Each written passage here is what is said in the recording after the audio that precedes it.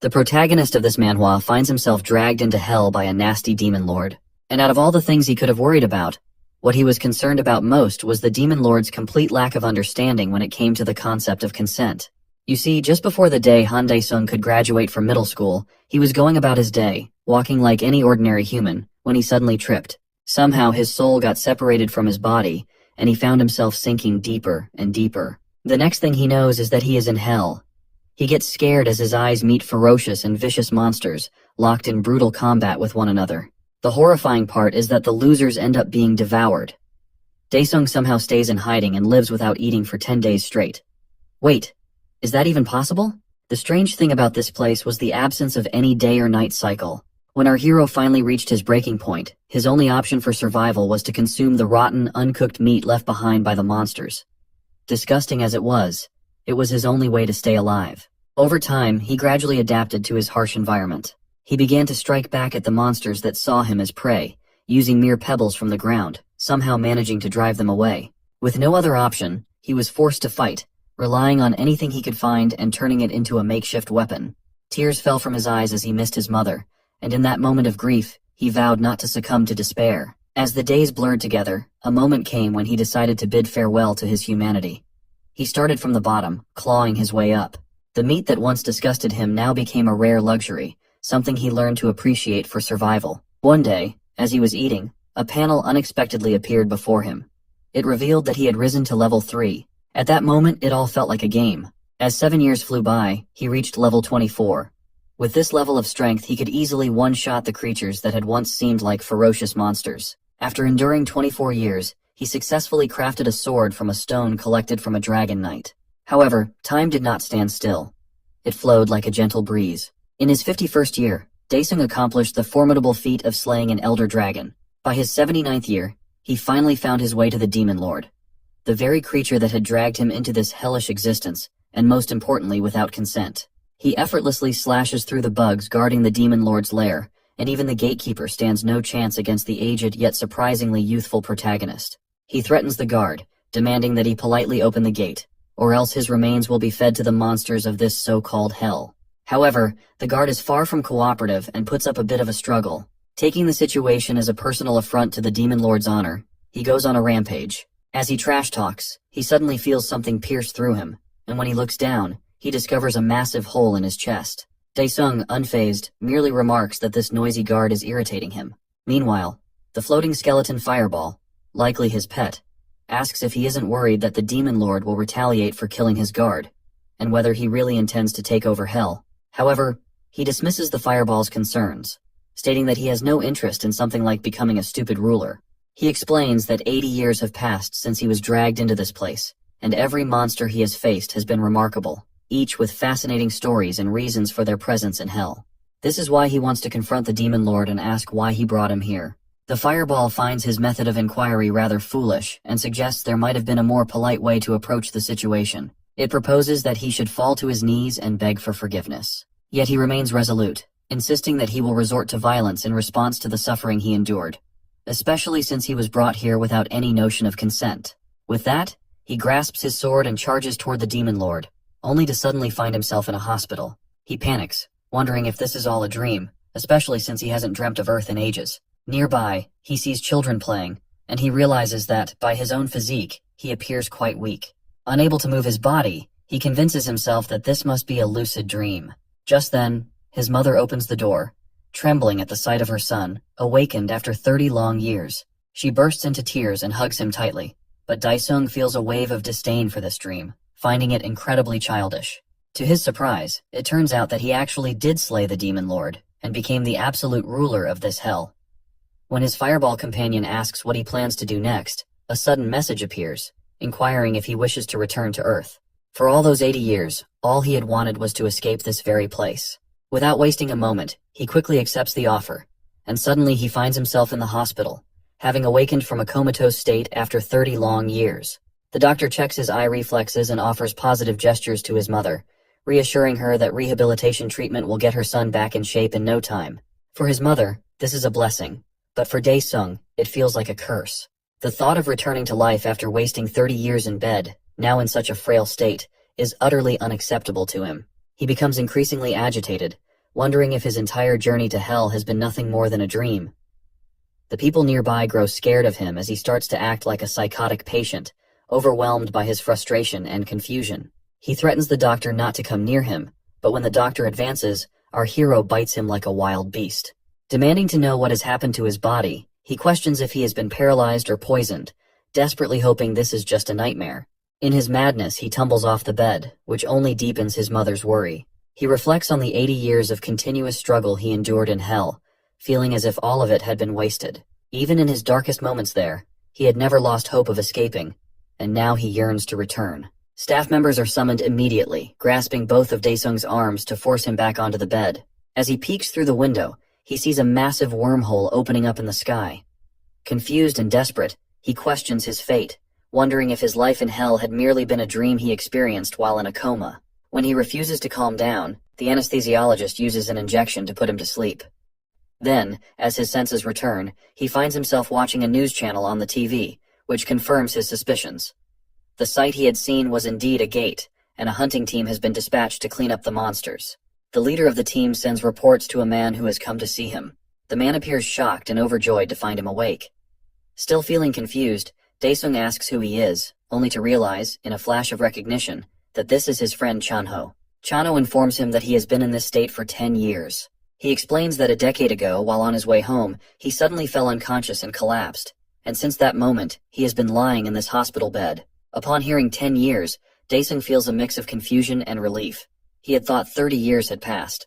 What irritates him most, however, is the realization that he spent 80 years in hell. Chanho shares that his mother has endured a great deal, working 3 jobs to cover his hospital expenses. He encourages him to take charge of his life again, revealing that he has a job opportunity lined up for him as well. As our Demon King is wheeled outside by his mother, seeking some fresh air, he feels a heavy sense of responsibility and a deep hatred for his body, which cannot even move on its own. Suddenly, 2 men appear, demanding the money his mother borrowed. She apologizes and pleads for just 1 more month, but the thugs remain unmoved. In a moment of aggression, one of the thugs slams her, threatening her with violence. Tears stream down her face as she begs them to stop humiliating her in front of her son, her voice trembling with desperation. However, the thug pays no attention to her pleas. He rolls up his sleeves and starts beating the poor woman. Witnessing his mother's suffering ignites a fierce rage within Daesung, so he starts calling them bugs and hurling insults at them. When one of the gangsters grabs him by the sleeve, his mother desperately urges him to apologize, begging the thugs to let her son go by reminding them that he is just a child. Daesung refuses to give in, adopting a hardened expression.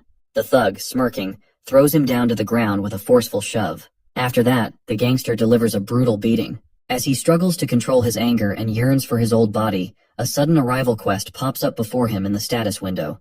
Without a moment's hesitation, he hastily accepts it, recognizing that he has little choice in the matter. The status window had been his lifeline, allowing him to endure his time in hell on his own. As soon as he acknowledges the quest, everything around him halts as if time itself has come to a standstill. The conditions of the quest unfold within the status window. He is instructed to reach a specified point within an hour, with the promise of receiving an elixir of recovery upon success. Driven by determination, he contemplates whether regaining his former strength is possible, and spots a red marker just 10 meters away. He attempts to stand, but, with a grin spreading across his face, begins crawling towards the target. The thought of complaining about something so trivial disgusts him. After all, he is the one who has already conquered hell. Crawling slower than an insect, the centimeters stretch into meters, and the meters feel like endless kilometers. At this pace, he starts doubting his ability to reach the location in time. Yet, he strives to stay composed, knowing that, in his experience, the system never assigns impossible tasks or quests. As the seconds slip by, he suddenly notices a loophole. Recalling the quest's terms, it dawns on him that the only requirement is to reach the destination, regardless of how he manages to do so. Our crawling hero grows irritated, realizing how obvious the solution had been all along. With his frail hands, he reaches for his wheelchair, moving slowly but steadily until he manages to settle into it. However, only 35 seconds remain. Undeterred, he grips the wheelchair and propels himself forward. Refusing to lose hope, he pushes onward and, against all odds, reaches the location in the final second. With the quest completed, he seizes the reward and quickly consumes it. Almost instantly, a wave of relief washes over him. His pain fades, and though only a small fraction, he begins to regain a slight bit of his former physical strength. With the completion of the quest, the time stop effect dissolves. The thugs glance around in confusion, searching for Daesung, who has seemingly vanished into thin air. Before they can begin their search, however, the police arrive, apparently having witnessed the entire incident. With no other choice, the thugs flee the scene in a hurry. Later that night, while lying in a hospital bed, the Demon Lord repeatedly attempts to summon the status window, but all efforts prove futile. He has no idea how it opened earlier. Desperate, he tries different commands like quest and missions, but in the end, he abandons the attempt. His mind fixates on the need for new quests, hoping they will help him regain his strength before the thugs reappear. Suddenly, a strange noise breaks the silence, and he finds himself floating in a place known as the Pantheon. Initially, he dismisses it as a nonsensical dream, but it quickly becomes apparent that this is no illusion. He has been summoned here to fulfill some kind of task. Without hesitation, he requests another quest, and a punching bag, though more accurately, a punching monster, materializes before him. He does as instructed, and upon completing the task, he is rewarded with a memory chip. No sooner is the quest finished than another appears, this time requiring him to run 10 kilometers. The quests continue to roll in one after the other, and with each completed task, he earns yet another reward. For 10 days straight, he pushes through, completing quest after quest, yet only manages to accomplish 55% of the overall implementation. Frustration builds as he tires of these low-level tasks, and he finally demands a proper challenge. In response, the system grants him a new quest, to kill a crying demon. Suddenly, a bolt of thunder strikes before him, and the crying demon materializes. The so-called Demon King recalls how close he came to death when facing this opponent in the past, and feels a rush of excitement at the chance for a rematch. The thunder-covered monster lets out a deafening growl and launches into the duel with a ferocious claw attack. Daesung barely dodges in time, fully aware that a single strike would reduce him to smithereens. He leaps forward, aiming to strike, but the monster effortlessly swats him away, sending him crashing to the ground. Blood spills from his mouth as he struggles to stand, the humiliation of being tossed around by a crying demon gnawing at his pride.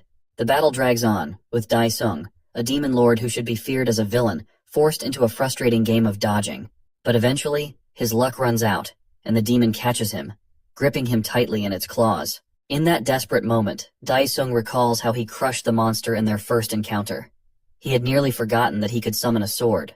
Without hesitation, he calls one to his hand and slices through the demon's left claw in a swift, decisive motion. Without hesitation, Daesung shows no mercy, swiftly sending the demon back to where it came from, as though it were nothing more than an insect. With the quest completed, he finds himself back in the hospital room. Morning has already arrived. He opens the window, the sound of which stirs his mother awake. Dazed, she asks who is standing beside her, only to be shocked when she sees Daesung in front of her, his physique now resembling that of a bodybuilder. The hospital staff, responsible for his rehabilitation, are left speechless. According to their expectations, his recovery should have taken at least 6 months.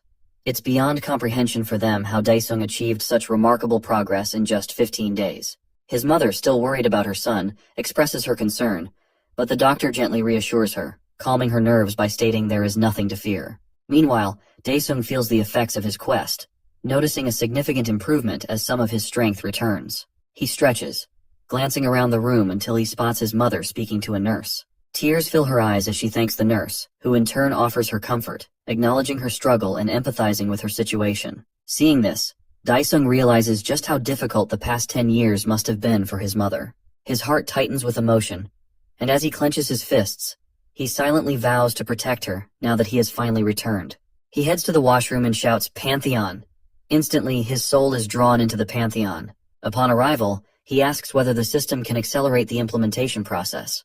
The system responds affirmatively, allowing him to select the difficulty level for the random quests. Recalling his status as the Demon Lord, he boldly sets the difficulty level to Hell, the highest and most challenging tier available. In response, a dark orb materializes before him. As it shatters, the sight that emerges leaves him wide-eyed in astonishment. Before him stands none other than the absolute ruler of Hell, an exact mirror image of Daesung, but in his full strength. Daesung summons his sword, excitement coursing through him at the prospect of battle. Without wasting a moment, his replica lunges forward, launching a fierce overhead attack. The weakened Daesung barely manages to block the blow, feeling the strain. The replica maintains the offensive, striking from every angle, searching for a weakness in Daesung's defenses. Overwhelmed by the sheer power of his doppelganger, he realizes that the longer this fight drags on, the more it works against him. Suddenly, the replica finds an opening and thrusts his hand toward Daesung, sending him flying across the arena. Breathing heavily, Daesung mutters that the replica feels more like a genuine article at this point. Yet, with a smirk forming on his lips, he seems to have a trick up his sleeve, ready to turn the tide. He activates his skill, blood neutralization, rendering himself immune to his double's attacks. Even when slashed by the sword, he feels nothing and swiftly shifts the momentum of the battle, slamming the replica's face into the ground. However, this advantage is short-lived. To his astonishment, the replica is not so easily bested. It too possesses the same skill. The battle resumes with renewed intensity, and soon Daesung finds himself stabbed by the sword, the pain a stark reminder of the stakes. Meanwhile, a cleaning lady approaches the washroom, ready to open the door after receiving no response from inside. Just as she reaches for the handle, she is abruptly summoned to the third floor on an urgent basis. Back in the Pantheon, Daesung feels cornered. The weight of potential defeat presses down on him, and he realizes that if he loses now, all his hard work will have been in vain. Desperation fuels his thoughts as he searches for a way to turn the tide, even if it requires a stroke of luck. He quickly accesses his inventory and pulls out a nutritional tonic, one of the awards he received for completing quests. This potion has the remarkable ability to restore 20% of his stamina. Realizing that 5 bottles would fully replenish him to 100%, he feels a flicker of hope ignites within him. In the heat of battle, he decides to take the risk and chugs down 1 bottle, feeling the rejuvenating effects surge through his body. Interrupted by his fake double, our hero doesn't hesitate and fearlessly launches his fist, disregarding his low health. With his double sent flying by a single punch, our hero's confidence is quickly restored. Without wasting a moment, he pulls out 2 more tonics and chugs both bottles. His double, however, doesn't take kindly to this and nearly catches him with a vicious roundhouse kick. Skillfully evading the attack, he downs a 3rd tonic. They are given no chance to pause as they exchange blows at a speed too fast for the eye to follow. Meanwhile, our protagonist has managed to finish a 4th tonic. Yet, to his frustration, even after recovering significantly, he still can't seem to defeat his doppelganger, who wastes no time in trapping him in a chokehold. A nasty smile spreads across its face as its blade hurtles toward our Demon King. As a last resort, our guy executes a 200 IQ plan to completely turn the tables. His double's shredded abs are pierced by the original's blade, leaving it baffled as its own weapon disappears into Daesung's inventory. With a cheeky smile, our protagonist laughs at his previously overconfident doppelganger. Watching it collapse to its knees, he savors the last-second victory his gamble secured. Upon completing the Hell difficulty quest, a blazing blue window proclaims that the user has achieved a 100% implementation rate and that his body is now restored to its peak. As a bonus, he even gains the ability to use the Hell system on Earth. Suddenly, his hospital clothes are torn apart. The sight of his battle-scarred body triggers a flood of memories, reminding our Demon King of all the suffering that brought him to this point, giving him a sense of déjà vu. Nevertheless, when he orders the system to return him to Earth, a panel appears, asking if he wants to read unread messages. Upon selecting yes, the messages congratulate him on becoming a monarch. It's explained that after the monarch left, the heavenly beings took control of Hell, leaving the demons trapped. Realizing the implications, our protagonist scoffs at the very Hell that stole 80 years of his life, now asking for his help. With a cheeky grin, the monarch of Hell defiantly flips off his subjects, cursing at them in vengeful satisfaction. He orders the system to exit him from the Pantheon, leaving the hordes of monsters in Hell stunned as they realize their fate is sealed. Back in the hospital, my guy is casually performing insane one-handed vertical push-ups, while his mother and the doctor watch in silent awe. Using his Sherlock Holmes-level deduction skills, the doctor concludes that Daesung has seemingly awakened, but his mother still struggles to believe her son's unbelievable transformation. Despite the doctor's reassurance, she somberly expresses her desire to understand how this could have happened. Eventually, the doctor suggests she visit the Awakener Association, which her son overhears. The scene shifts to our protagonist and his mother in a taxi. As he reflects on her conversation with the doctor, he wonders what his mom might be hiding from him. Adding to his confusion, he gazes out the window, wondering what happened on Earth while he was comatose. When they finally return home, his mom mentions she'll be back soon and leaves. Entering the house, he is surprised to find a girl with cotton candy hair taking money out of a drawer. He racks his brain, trying to recall who this mysterious girl could be. Just then, his mother rushes in, breaking the awkward silence. She reveals the girl is Han Jisoo, his sister. The realization dawns on him that the girl he couldn't recognize this whole time is his own sibling. Noticing her bratty daughter taking money again, their mom is visibly annoyed as Jisoo ignores her and gets ready to leave. Meanwhile, our big brother is still reeling from the shock of not recognizing his only sibling. As she brushes past him, His sister bitterly reminds him of how the last 10 years have been hell for their mother and her. Daesung looks down somberly, regretful that he couldn't do anything to help. As she heads out, their mom asks her to at least say where she's going. Then, a loud voice catches everyone's attention. Once again, the debt collectors have returned. They threaten to break in if the door isn't opened on the count of 3. Everyone goes silent, but our boy is furious, ready to dish out some revenge. Growing tired of waiting outside, the man in the silver suit kicks their door. Mom pleads with her daughter to come back inside, but she remains fearless. The silver suit turns to the thug accompanying him, wondering if they should just break down the door.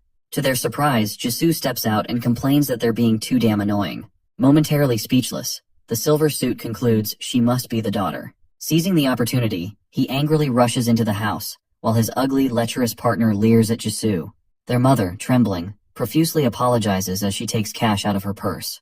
But a moment later, the money is in the air as the silver suit, furious at the measly sum, viciously slaps her, knocking the frail woman to the ground. Witnessing his mother being mistreated, our hero, seething with rage, launches the silver suit flying with a single satisfying punch. The fat and ugly thug asks what's happening while the once arrogant man in the silver suit cries to his daddy about being bullied.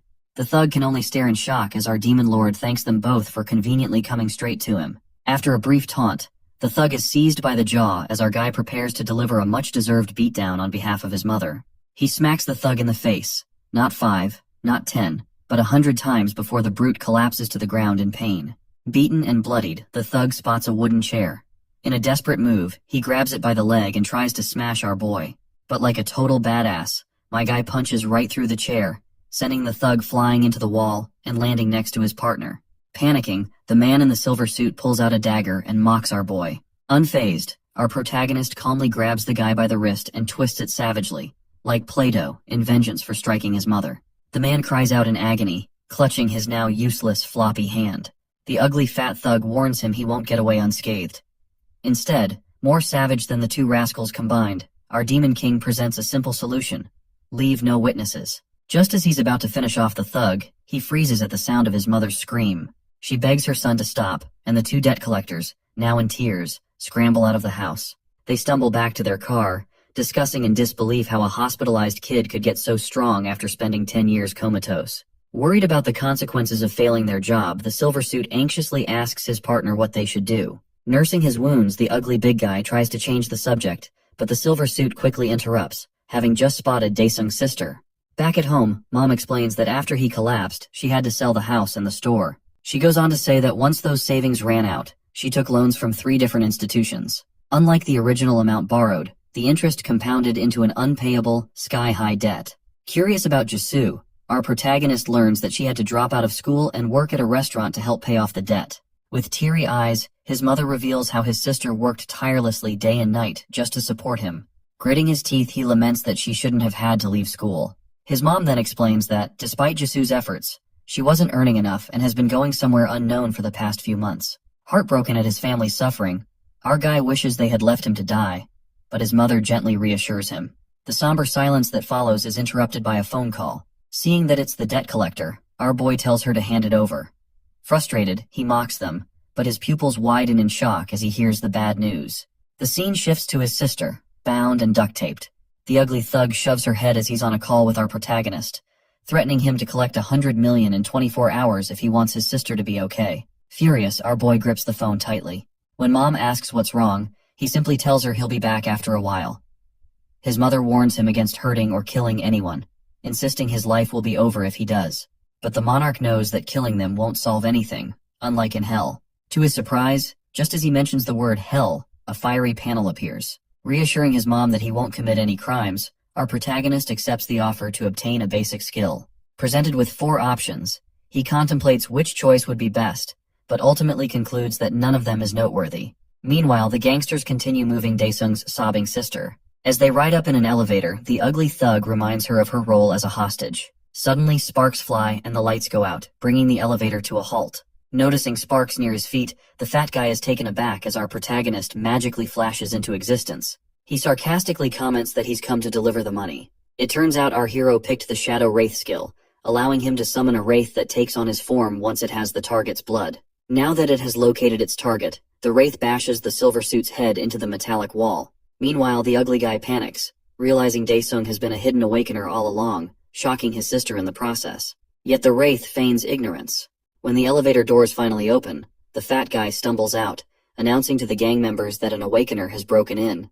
But before he can say more, a swift strike to his nape sends him crashing to the ground with a loud thud. Insulted on their own turf, the gangsters grab their weapons. The Wraith menacingly welcomes them, and the first guy steps up to attack. However, he quickly finds himself teleported behind him, receiving a kick that knocks him unconscious. Thus, Electric Daesung wreaks havoc on the mob. Now the last man standing, he approaches Jisoo and checks if she's alright. He quickly removes her restraints and tape and urges her to go home. But she reveals her concern for her dear brother.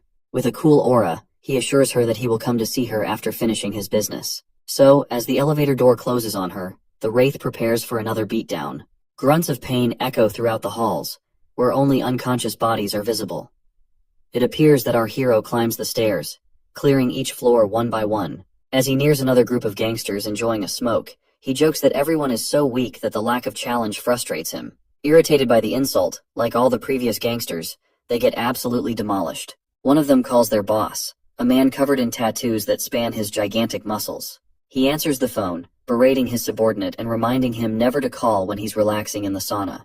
However, the panicked gangsters insist that he come quickly. Being ordered to come infuriates the boss even more, but as he hears his underling getting knocked out, he realizes something is wrong.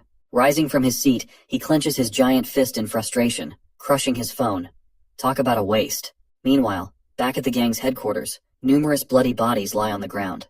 The Shadow Wraith approaches another member, who begs not to suffer the same fate. However, a wall suddenly explodes open. Caught off guard, Electric Daesung turns to see a giant man grasp his face, immediately smashing his head into the ground. The boss expresses his rage about Daesung's mess. Meanwhile, our hero reflects on how his mother and sister aren't even surprised by his powers, realizing that others like him also exist. His Shadow Wraith powers allow him to retreat safely. The boss is shocked to see the guy dusting himself off in front of him, causing all the chaos alone. The Shadow Wraith questions whether the boss is also an awakener. The boss proudly grins, promising to send our boy to hell. Hearing the all-too-familiar word, our hero narrows his eyes at the muscular monster, whose clothes burst from his physical enhancement. Not caring about his size, as always, our hero bashes the boss's face and taunts the giant weakling. Lying caved into a wall, the boss denies being defeated so easily and angrily gets up to launch a counterattack. But he is promptly humbled by a kick to his chiseled face. With a flurry of kicks, our guy gives the boss a beatdown, explaining what true hell is and how much misery it causes. Meanwhile, the giant man can only think of surviving and asks for a timeout. With his soul shattered, the muscular gangster offers money and everything he has in exchange for his worthless life. Hearing about the money piques my guy's interest. He questions the boss about the gang's safety. After pointing our protagonist toward the closet with the safe, the boss flees like a crying little girl, finally reaching his white car in the parking lot. Thinking he is safe, the boss rambles about how he will make sure to hunt our boy down.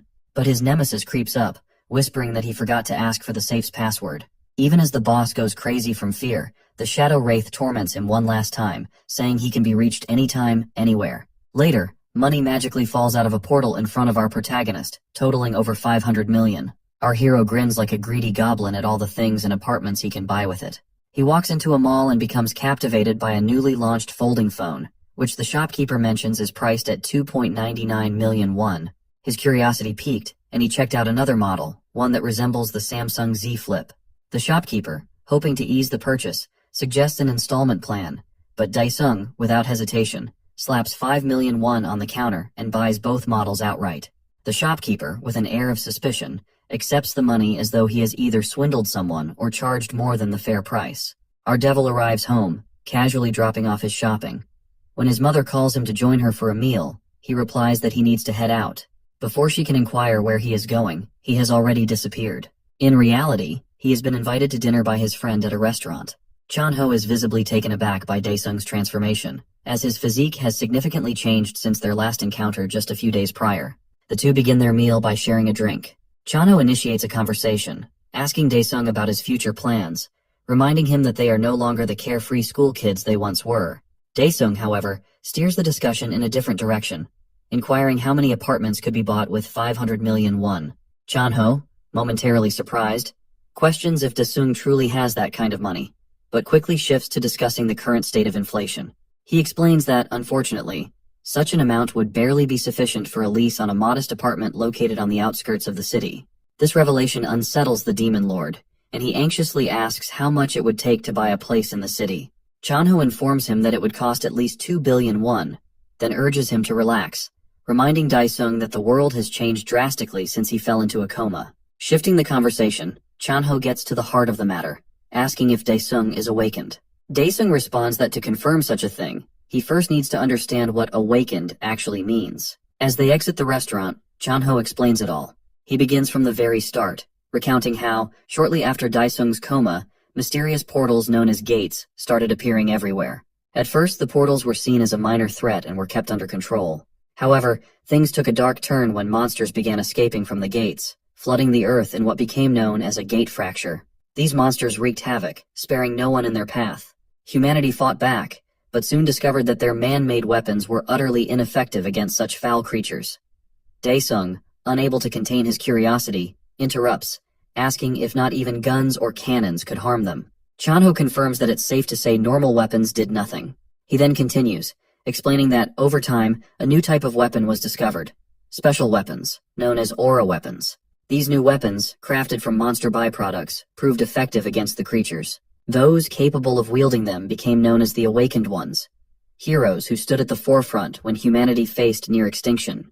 The saying, "necessity is the mother of invention," rang true as mankind adapted to survive. In an attempt to show off, the Demon Lord pulls out a cutting-edge foldable phone from his arsenal, trying to impress Chanho. But his confidence shatters when he learns that such phones are now being given away for free, realizing he has been scammed. Overwhelmed by embarrassment, Daesung quietly keeps the matter to himself, choosing not to reveal to his friend just how much he actually paid for it. Chanho shifts the conversation back to the topic of awakeners, telling Daesung that even if he doesn't use an aura weapon, he can still harness the aura to strengthen his body. He then points out that he's heard not only about Daesung's improved physique, but also that he recently gave a notorious thug group quite the scare. Daesung, with a hint of bluff, asks Chanho if he would still offer him money and have the same attitude toward him if he weren't an awakener, subtly revealing his intentions to exploit their friendship. Chanho's temper flares, but before their argument can escalate, a gate fracture suddenly occurs above them, and monsters begin pouring out into their midst. As the monsters strike their wooden weapons against the ground, the earth trembles violently, resembling an earthquake. The sheer force sends waves of fear through the nearby citizens, causing them to tremble in terror. The monsters unleash menacing growls, sending humans into a panic as they flee for their lives. Daesung, however, doesn't recognize these creatures, finding them distinctly different from the ones he had encountered in hell. Wasting no time, Daesung slams his foot into the ground, breaking off a chunk of the road and hurling it toward the approaching monsters. But before the debris can strike, a shimmering shield materializes, blocking the attack. Chanho quickly reminds Daesung that such weapons are ineffective against these creatures. As one of the monsters closes in on them, Chanho shuts his eyes, convinced they're finished. But the sound of splattering blood forces him to open them again, only to find the monster beheaded, with Daesung standing tall. He had proven, through sheer force, that bare-handed attacks could take these creatures down. Chanho can hardly believe his eyes, but as he watches Daesung effortlessly take down an entire group of monsters, he starts to wonder if his friend has awakened to B-class. However, he quickly realizes that now is not the time for such thoughts. He shifts his focus to the safety of the citizens around them. As panic grips the crowd, he raises his voice, urging the terrified people to follow him, assuring them that he knows the way to safety through the sewer system.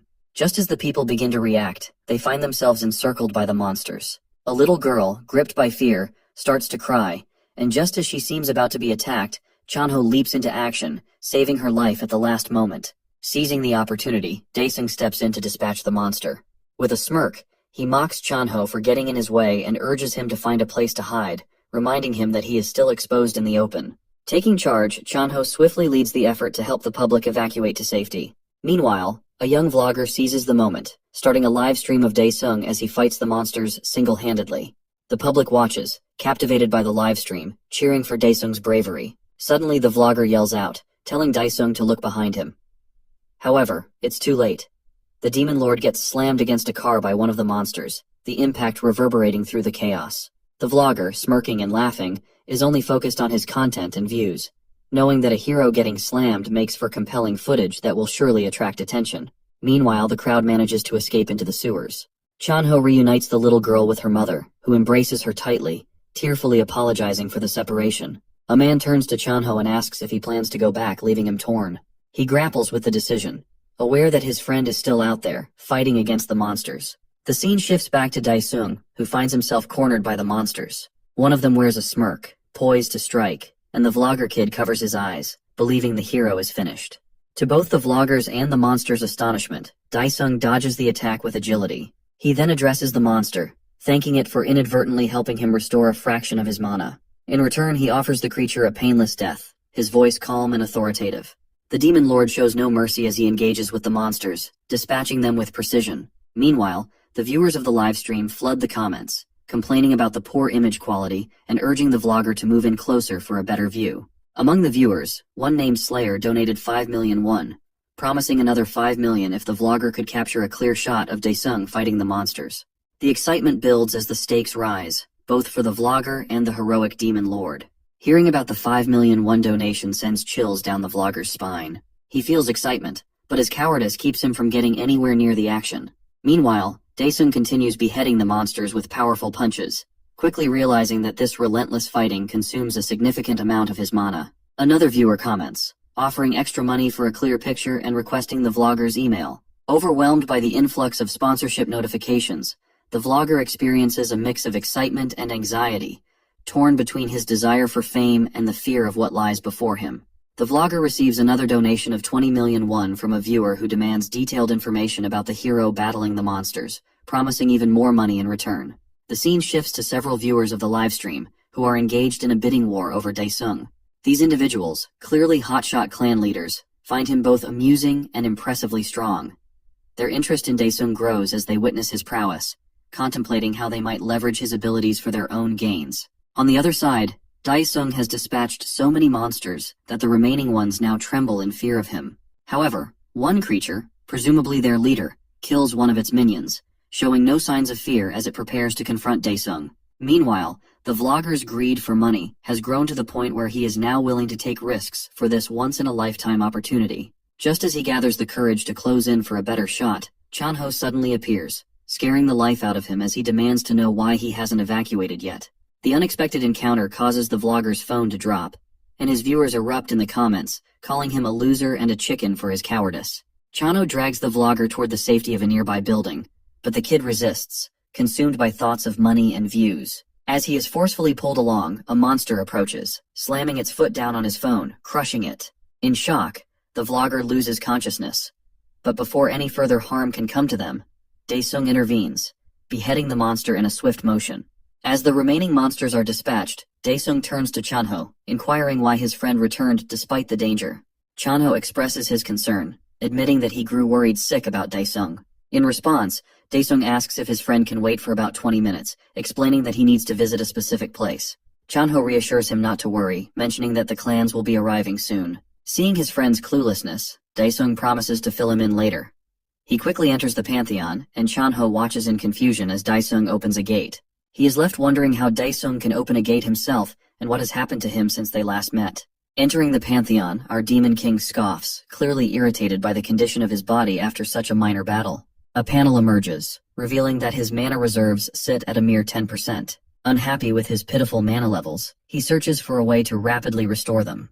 He soon learns that to regain his strength, he must relive the experiences recorded in his journal, with rewards mirroring the trials he overcomes. A wave of déjà vu washes over him as memories of the journal that kept him sane during his time in hell resurface. Without a second thought, he agrees to the trial. In an instant, a journal materializes before him. Massive gusts of energy explode from the book, signaling the beginning of the challenge. Memories of his suffering rush back into our hero's mind. As the journal releases its contents, it bursts into flames, leaving behind a bitter aftertaste from the painful recollections. With a fierce resolve to finally increase his mana, the ruler of hell commands the recreation of page 16, detailing 5 agonizing years in hell. Meanwhile, back on Earth, Chanho escorts the vlogger kid, who awkwardly attempts to fish for details about their hero from his rescuer. In a clumsy move, the kid casually questions where the badass monster fighter has disappeared. Unfazed, Chanho casts a scornful glance at the spineless kid, wondering aloud why anyone would offer 20 million just for a photo of his friend's face. Unimpressed with the answer, the kid pretends ignorance, but their conversation is abruptly cut short by a deafening sound that rattles them both. Chanho calmly instructs the kid to follow him in silence toward the gathering evacuees. Feeling his phone vibrate, Chanho reads a message from his leader, informing him that due to it being the weekend, reinforcements will be delayed, urging him to escape as quickly as possible. Distressed by the news, Chanho can only hope his demon-hunting best friend returns soon, before it's too late. Meanwhile, in another dimension, our hero finds himself reliving his time in the forest of predators. Gentle winds brush past him, yet he grows uneasy with the eerie silence surrounding him. A panel appears, announcing his task: subjugate 10 white colossi, the divine beings of the forest. Clueless, the innocent demon king wonders where his foes could be, oblivious to the massive shadow looming overhead. The robot locks onto its target, its eyes glowing with a menacing crimson hue before unleashing a dazzling energy beam. Sensing the danger just in time, our hero narrowly evades the attack, barely avoiding being incinerated. Through the blinding fog, our demon king spots the white colossus Righteous, a machine with a face only a mother could love, if it even had one. As he sizes up this so-called divine creation, its hand suddenly hurtles toward him, cutting through the air like a drill. Unimpressed, he responds with a counterattack, his fist slamming into the automaton's tough metallic face. Absorbing the impact of our demon king's destructive blow, the colossal robot stumbles back. In a final desperate move, its fingers extend like sharp blades, encircling him. But he dodges the projectiles with ease and lands a powerful punch directly on its abdomen. The sheer force of the strike tears the divine machine apart from top to bottom, leaving nothing but scraps and smoke in his path. As he pauses, waiting for the next challenger, his eyes are drawn to a strange red core lying amidst the debris. Meanwhile, back on Earth, Chanho and the vlogger kid arrive at the rooftop, only to be met with the gory sight of slaughtered bodies scattered all around them. Mortified, Chanho notices a gravely injured man still clinging to life. He and the vlogger kid rush over to check on him. With trembling lips, the nearly dead man tries to warn Chanho about the threat behind him. Confused, Chanho turns and finds himself face to face with a giant goblin monster wielding a massive wooden club just a few feet away. Concerned about the injured guy, the vlogger kid suggests they move him, but Chanho dismisses the idea, stating the man's time is long gone. He warns the kid from making any wrong moves, so the cowardly boy turns to look at the threat he should be so wary of, instantly scaring the crap out of him. Seeing the frozen kid, Chanho tells him to wake up if he isn't intent on dying. With a deafening roar, the giant monster leaps into the air, ready to crush them. But for now, let's revisit the Pantheon, where the ruler of hell is analyzing the giant red ball. It appears that the divine machines can rebuild themselves, becoming stronger and more adapted against their opponents. Numerous panels appear to elaborate on the irritating feature in detail. Quickly catching on, our hero dashes and punches the core, but almost like jelly, his attack is easily repelled. At 3% restoration, he lands atop the core, visibly irritated. With a powerful, rage-fueled punch, he manages to produce only a few sparks of red lightning. Despite the monarch of hell's relentless blows, the core's recovery continues smoothly, undeterred. However, as the restoration nears 70%, error alarms begin to blare. Just as our guy prepares to deliver a final decisive blow, a laser beam whizzes past, barely missing him. He turns, realizing that he's been surrounded by other robots the entire time. The Colossi, in a well-coordinated assault, fires from all directions. Dodging the barrage with ninja-like agility, he becomes aware of the dire situation he's in. To make matters worse, the core silently advances to 98% completion. Regardless, the ruler of hell refuses to give up. Pushing through the chaotic onslaught of lasers, he manages to reach the core and obliterate it at the very last second. Frustrated by the unfair matchup, our hero decides to dig through his memories for a solution. But before he can fully process his thoughts, a searing headache suddenly overwhelms him. By some stroke of luck and a touch of plot armor, the robots ignore his opening. Thus, with memories of his past experiences flooding back, he comes up with a plan to give these ugly machines the beating they deserve. Meanwhile, back on Earth, Chanho and the vlogger kid make a desperate run for it with the monstrous creature looming overhead. The two split up strategically, leaving the oversized brute confused about which one to pursue.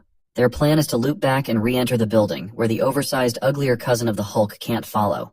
Despite the monster's massive arm reaching in an attempt to grab them, they manage to slip through, giving them a brief moment to catch their breath. When the creature eventually gives up, Chanho seizes the opportunity to make a break for it while he still can. On the other hand, our hero is busy leaping and darting between the divine machines in the other dimension, barely avoiding their relentless laser beams. His objective is to cause as much commotion as possible, drawing the attention of every nearby automaton. Once he's seemingly accomplished his goal, he runs far away from the swarm of heavenly beings, landing in an empty area of the forest.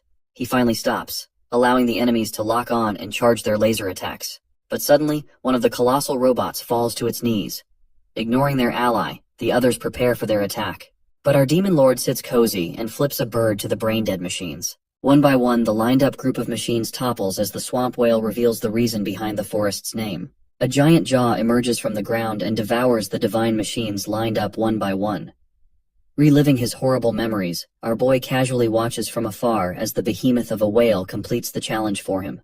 With all 10 heavenly beings defeated, a congratulatory panel appears. In return, he receives his new rewards, enhanced physical abilities with boosted mana reserves and the Dagger of Judgment. As the weapon materializes before him, he inspects its special ability. The system elaborates that the dagger works like a remote-controlled airplane in a 100-meter radius.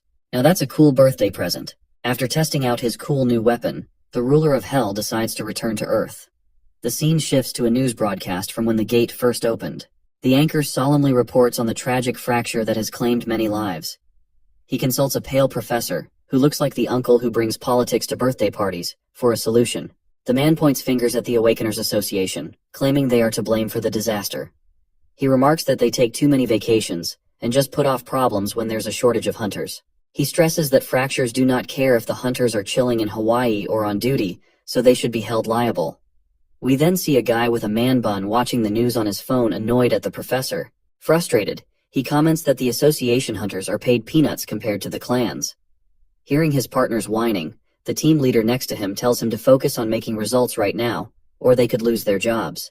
But their conversation is cut short when they hear breaking news of a certain Awakener having single-handedly dealt with the monsters. Back at the disaster site, Vlogger Boy and Chanho hide in a room, anxiously awaiting a rescue squad. Suddenly, a series of loud noises grab their attention as the entire room begins to tremble. They cautiously attempt to peek outside, but before they can fully grasp the situation, the roof collapses, scaring the daylights out of them. Overwhelmed with fear, Chanho wonders if their time has come. But turns out, it's just a starving Daesung standing triumphantly on the extra-large Hulk's beheaded remains. Chanho is delighted to see his friend when he most needs him. Despite his terrible condition, our boy smiles coolly. Noticing something off, his bestie asks if he's okay. Groaning in pain, the ruler of Hell commands the fast food kid to cook up some meat for him. The two stare at him, speechless, going crazy about him wanting to enjoy a grilled burger in a do-or-die situation. With no chicken in stock, our demon connoisseur analyzes if the monster meat is edible. He begins chowing down, making the other two nearly bend over and heave their empty guts out. Fortunately, a soldier shows up, making the Vlogger Boy euphoric that he will survive. While our hero silently enjoys his meal, the soldier ignores the boy, viciously expressing his gratitude to him, and states in awe. Before he can realize it's monster guts, Chanho comes in and distracts the soldier. Introducing his pal, Chanho pulls away our hungry hero and urges him to eat his fill later. Unexpectedly, the soldier changes his attitude and explains they can't simply leave. So Chanho proudly brings out his clan ID card. Seeing the man's clan swag, the soldier smiles, ready to escort them to safety. On the other hand, elsewhere, the man bun guy is busy emptying his guts after seeing the mutilated monster remains. Annoyed, the team leader shouts at him to find survivors instead of curling up on the ground like an insect. Man bun dude immediately talks a soldier into entering the restricted area, since he's an association hunter. Meanwhile, the graceful team leader ponders over what kind of monstrous guy can tear up corpses like this. The scene shifts to the boys in Chanho's car.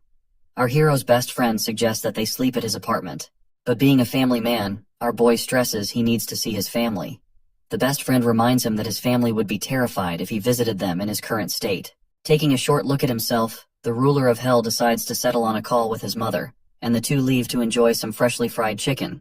After cleaning up, of course. They finally reach Chanho's apartment, and my guy is impressed by its extravagance. After he cleans up, the two sit at the table with multiple expensive dishes lined up. Curious, our protagonist recalls his friend telling him about the insane money hunters make. Chanho affirms. But he also adds that hunters are scammers considering how much they're paid. When asked if he wants to become a hunter, my guy answers with a grunt while devouring a chicken wing whole. Slightly perturbed, Chanho informs his friend that he would be pretty high rank if he gets himself appraised. He adds that with his insane power, our protagonist would not be less than A rank. Confused by the terminology, Chanho explains to him that a better rank just means that he can join the big clans. Regardless, he points out that the monthly income is crazy high. Intrigued, Daesung asks if there's a rank higher than A. So Chanho reveals that there are only 5 of them, of the 200 million awakened worldwide, the S-rankers. Grinning mischievously, Chanho jokes that his best friend shouldn't dream of becoming the 6th S-rank. Claiming that A rank is great enough, he probes again if our hero intends to become a hunter. Agreeing, Chanho promises to help with everything, and the two bros toast to the occasion. The scene transitions to some mobsters eating in a fancy restaurant. A strange guy with long hair repeats his words to a bald gangster who is terribly scared of him. The guy repeats himself, wondering if he is correct that a whole organization was taken down by the single hooded boy on his tablet. Wiping his lips elegantly, he jokes that it truly is embarrassing. The brown-haired man, manager of the Hongma clan, Lee Seokwoo, gets up and asks why Baldy didn't run away and come crying to him, one of the good guys. Baldy begs, trembling intensely as the guy puts his hand on his shoulder. With a chilling look on his face, he then asks if Baldy is vibrating because of the dead body across the room, making the gangster sweat bullets. Tearing up, Baldy pleads with Seokwoo not to execute him like the body lying just a few meters away. Gently petting Baldy's head, Seokwoo calmly explains that all he cares about is the stolen money. He makes it clear he plans to take the gang's hidden stash as well, but Baldy, paralyzed by fear, plays dumb. Terrified, Baldy remains silent as Seokwoo quietly decides his fate. Unexpectedly, the long-haired man steps away, claiming to trust Baldy's word. But, of course, mere moments after expressing gratitude for the information, the evenly shaved bald head in Seokwoo's hand explodes. Seokwoo barely acknowledges the gushing fountain of blood as he casually picks up his tablet. Showing a picture of Daesung, he orders a woman lurking in the shadows to hunt down the culprit neatly. Meanwhile, our boy finally visits the Hunters Association. Chanho advises him to enter the awakening test. But when our guy brushes him off, Chanho reminds him to speak formally, unless he wants to look like an outcast. Nervous like a dad waiting for his kid's test results, Chanho requests that he text him the outcome once it's done. Approaching the front gate, our boy surveys the odd crowd of weirdos who've also come to apply.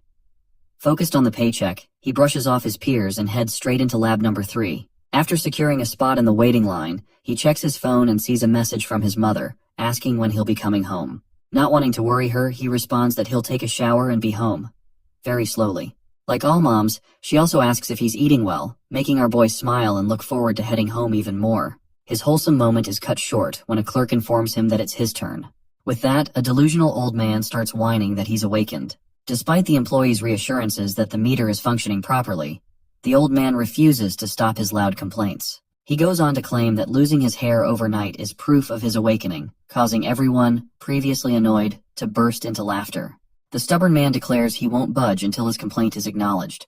Growing tired of the wait, my guy grabs the man's shiny scalp and silences him with an overwhelming aura. Even then, the old man persists, insisting the meter really is broken. So the gracious Demon King gives him the benefit of the doubt, and a hunter offers to check it personally. As he hovers his hand on the orb, it sparks and turns green, showing that he is a C rank. Embarrassingly shut down, the old man sweats profusely. The clerk lady gladly shows the geezer his way out. Clearly shown to be a moron, the old man keeps whining in denial and makes our boy cringe. Finally, his turn arrives. The clerk lady gossips to her colleague about our hero perhaps being the top rank of the day, since she saw his terrifying aura, but he just dismisses her with a bonk on the head. So with the full support of the cute clerk lady, our hero approaches the manometer. A sudden chaos unfolds at the Korean Hunter Association, with commotion erupting all around. The branch manager begins receiving urgent calls, directing him to visit Examination Room 3 on the 6th floor immediately. Growing suspicious at the abrupt nature of the call, he wonders if perhaps a 6th S-rank hunter has awakened. However, he quickly dismisses the thought, considering it impossible. Upon reaching the 6th floor, he makes his way to Examination Room 3, only to find a large crowd already gathered there. Pushing his way through the throng of people, he finally sees what has caused the disturbance. The crystal meter orb is shattered, resembling the fractured shell of an egg. The manager grows anxious, and immediately seeks an explanation from his employees about the situation. The staff quickly fills him in that a man named Daesung had placed his hand on the crystal ball for examination. At first, the colors within the orb flickered unpredictably. Then, without warning, it exploded in a burst of smoke, leaving both staff and onlookers in sheer confusion. Frustration builds within the manager as he responds, insisting the explanation could be as simple as a defective meter. However, the staff points out that they used 3 different crystal meters, and each had met the same fate. Hearing this, the manager concedes, realizing it is impossible for all of them to be faulty. Meanwhile, Our boy anxiously hopes he won't be asked to compensate for the 3 shattered crystal balls. With that worry on his mind, he turns to the manager and inquires about his results, only to be met with the manager's confusion. The manager then informs Dae-sung that continuing to use additional meters could lead to the same explosive outcome. He mentions that this is the first time they've encountered such an unusual situation, and because of this, they would have to make a borderline judgment. He goes on to explain that in cases where the crystal ball fails to provide a proper assessment, the results of the license test alone will suffice to evaluate him. Normally, the test would be just one part of the rank determination process, but in Dae-sung's case, it will serve as the sole deciding factor. Dae-sung, still unsure, questions the reliability of the license test. Before anyone else can answer, a staff member steps in with a detailed explanation of how the examination system functions, assuring him to ease his concerns on that matter. With nothing else left to do but wait, the Demon Lord gives a nod, accepts their proposal, and quietly takes his leave. The branch manager finds the entire situation troubling, still trying to make sense of what transpired. Meanwhile, the clerk, who had earlier discussed the crystal ball's mechanism, suggests a theory. She proposes that the crystal ball might be incapable of measuring power beyond a certain threshold. The manager, growing more curious, asks if she's implying that Dae-sung could be at a triple S rank. To this, the clerk nods in agreement.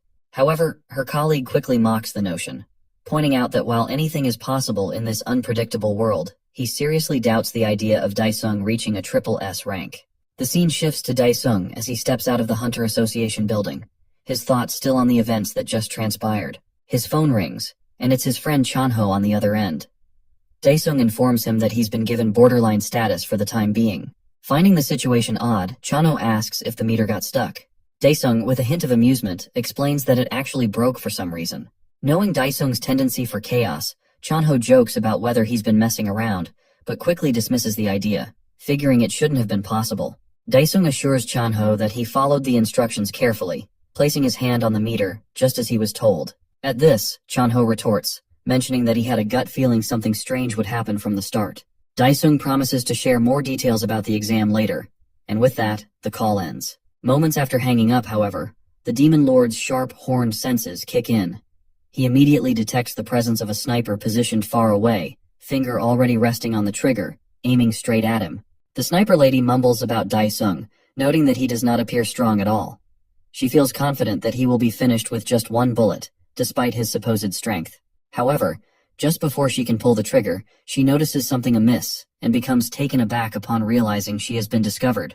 It feels impossible to her, as no hunter has ever managed to spot her before. Dae-sung points to his head, his face reflecting anger, and urges her to take a look. The sniper experiences fear, for not only has she been noticed, but Dae-sung's voice now reaches her from this distance. She trembles in fear but quickly gathers herself to pull the trigger. An explosion erupts, and the sniper feels a surge of happiness, confident that she has succeeded in the murder. However, as the smoke begins to clear, Dae-sung stands there, completely unscathed. Despite the sniper lady using an aura bullet, it appears utterly ineffective. Feeling scared, she contemplates a retreat. Yet, just as she turns to run, Dae-sung sends his dagger weapon, stabbing the assassin in the leg and causing her to trip over. As the sniper lady turns her face, her target stands directly in front of her, reminiscent of a scene from a horror movie. Dae-sung bluffs, claiming that the bullet struck him on the head but could not possibly kill him. In response, the sniper lady swiftly draws a gun, pointing it at him, and demands to know where he has come from. The Demon Lord speaks nothing but the truth, stating that he hails from nowhere but hell, yet the lady would certainly not accept this reality. Overwhelmed by fear and anxiety, she fires multiple aura bullets at Dae-sung, hoping to see him die. Suddenly, he reappears behind her, catching her off guard with his unexpected presence. She finds it incomprehensible, as she is certain her target collapsed, yet he stands there, completely unscathed. Our boy grabs the lady by her neck, throttling her, and slams her against the wall. He uses his power, enveloping the lady in a demonic, sluggish material that terrifies her. As she faints, Dae-sung clarifies that he has no intention of killing her. He picks up the bullets and searches for the lady's belongings in search of clues. Then, he places the bullets onto her head, forcing her to regain her senses.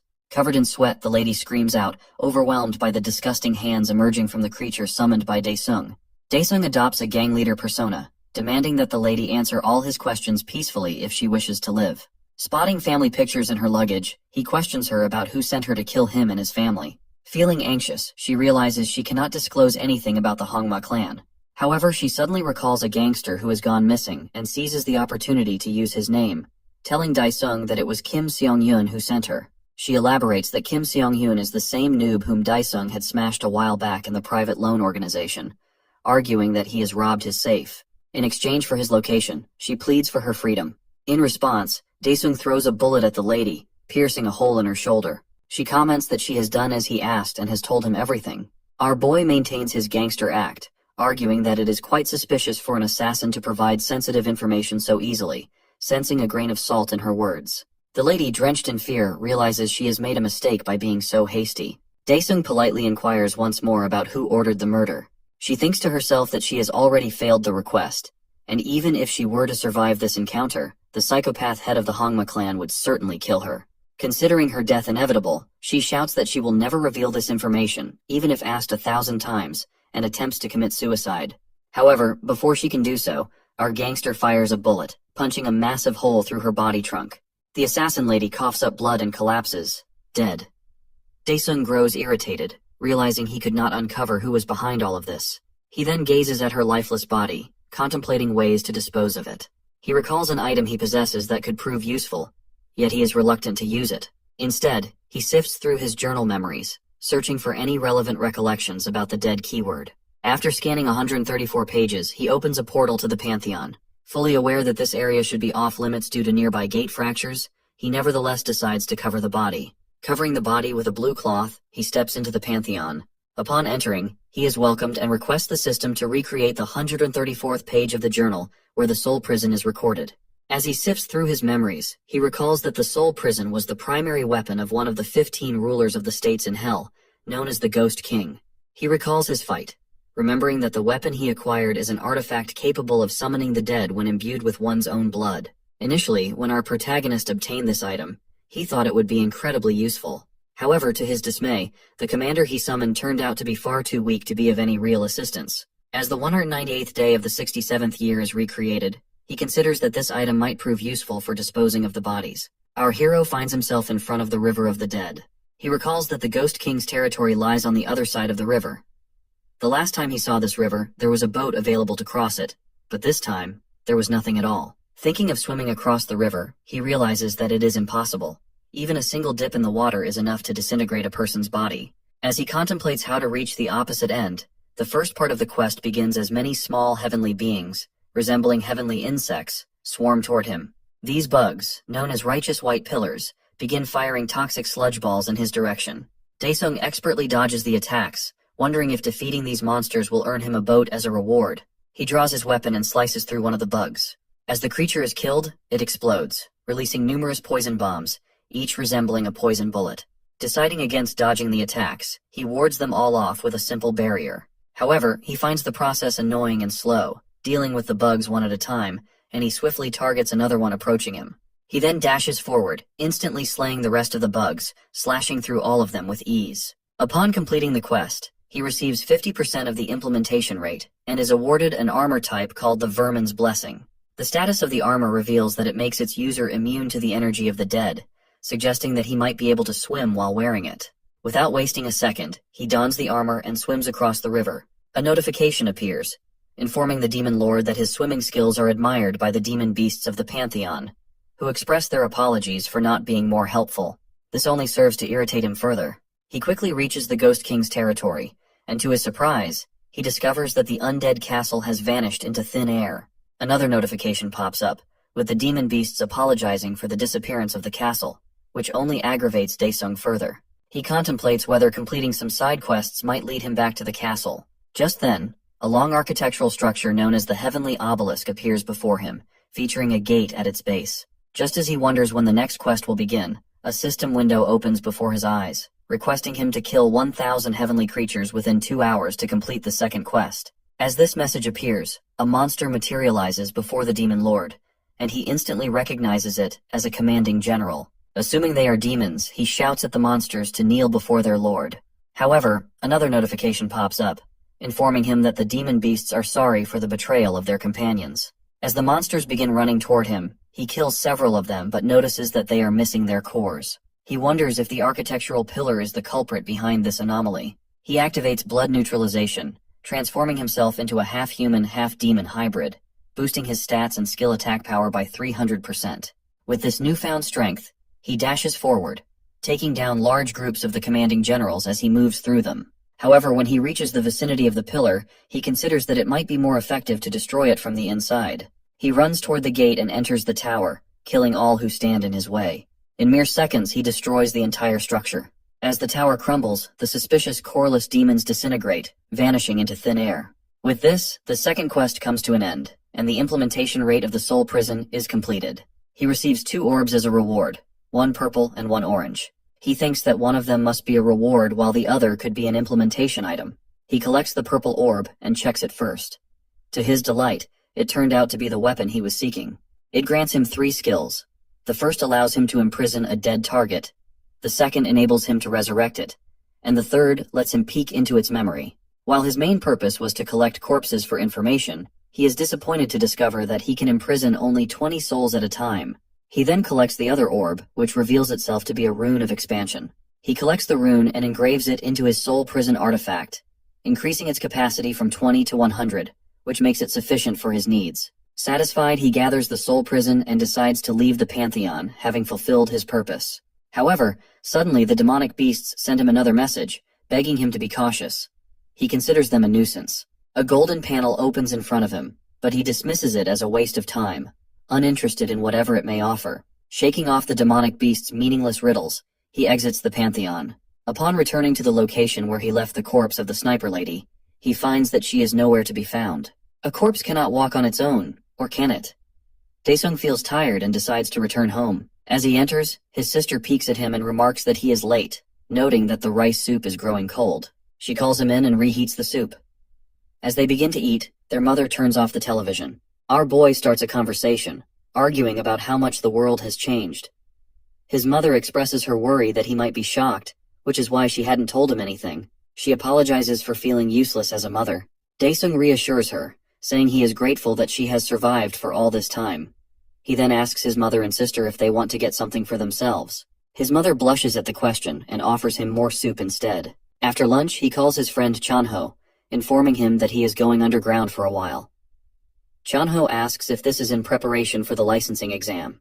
The Demon Lord replies that it is similar to training, but that he actually found a bug that disappeared, and he needs to look for it. His friend seems to have no clue what he is talking about. Daesung then requests Chanho to take care of his sister and mother while he is away, deciding to stand out in an attempt to lure out those behind the assassin lady. The scene shifts to the Hogma clan building, where discussions unfold about how to handle the extraordinary new hunter. Upon hearing of the slaughter of the B-rank assassin lady, Seokwoo suggests forgetting about him. With a villainous smile, he proposes sabotaging the ranking test instead. In saying this, he turns to Jin Cheol, the rank A punk in a water tank, and inquires if he is ready. Claiming he was born ready, a scientist prepares to infuse him with a mysterious serum.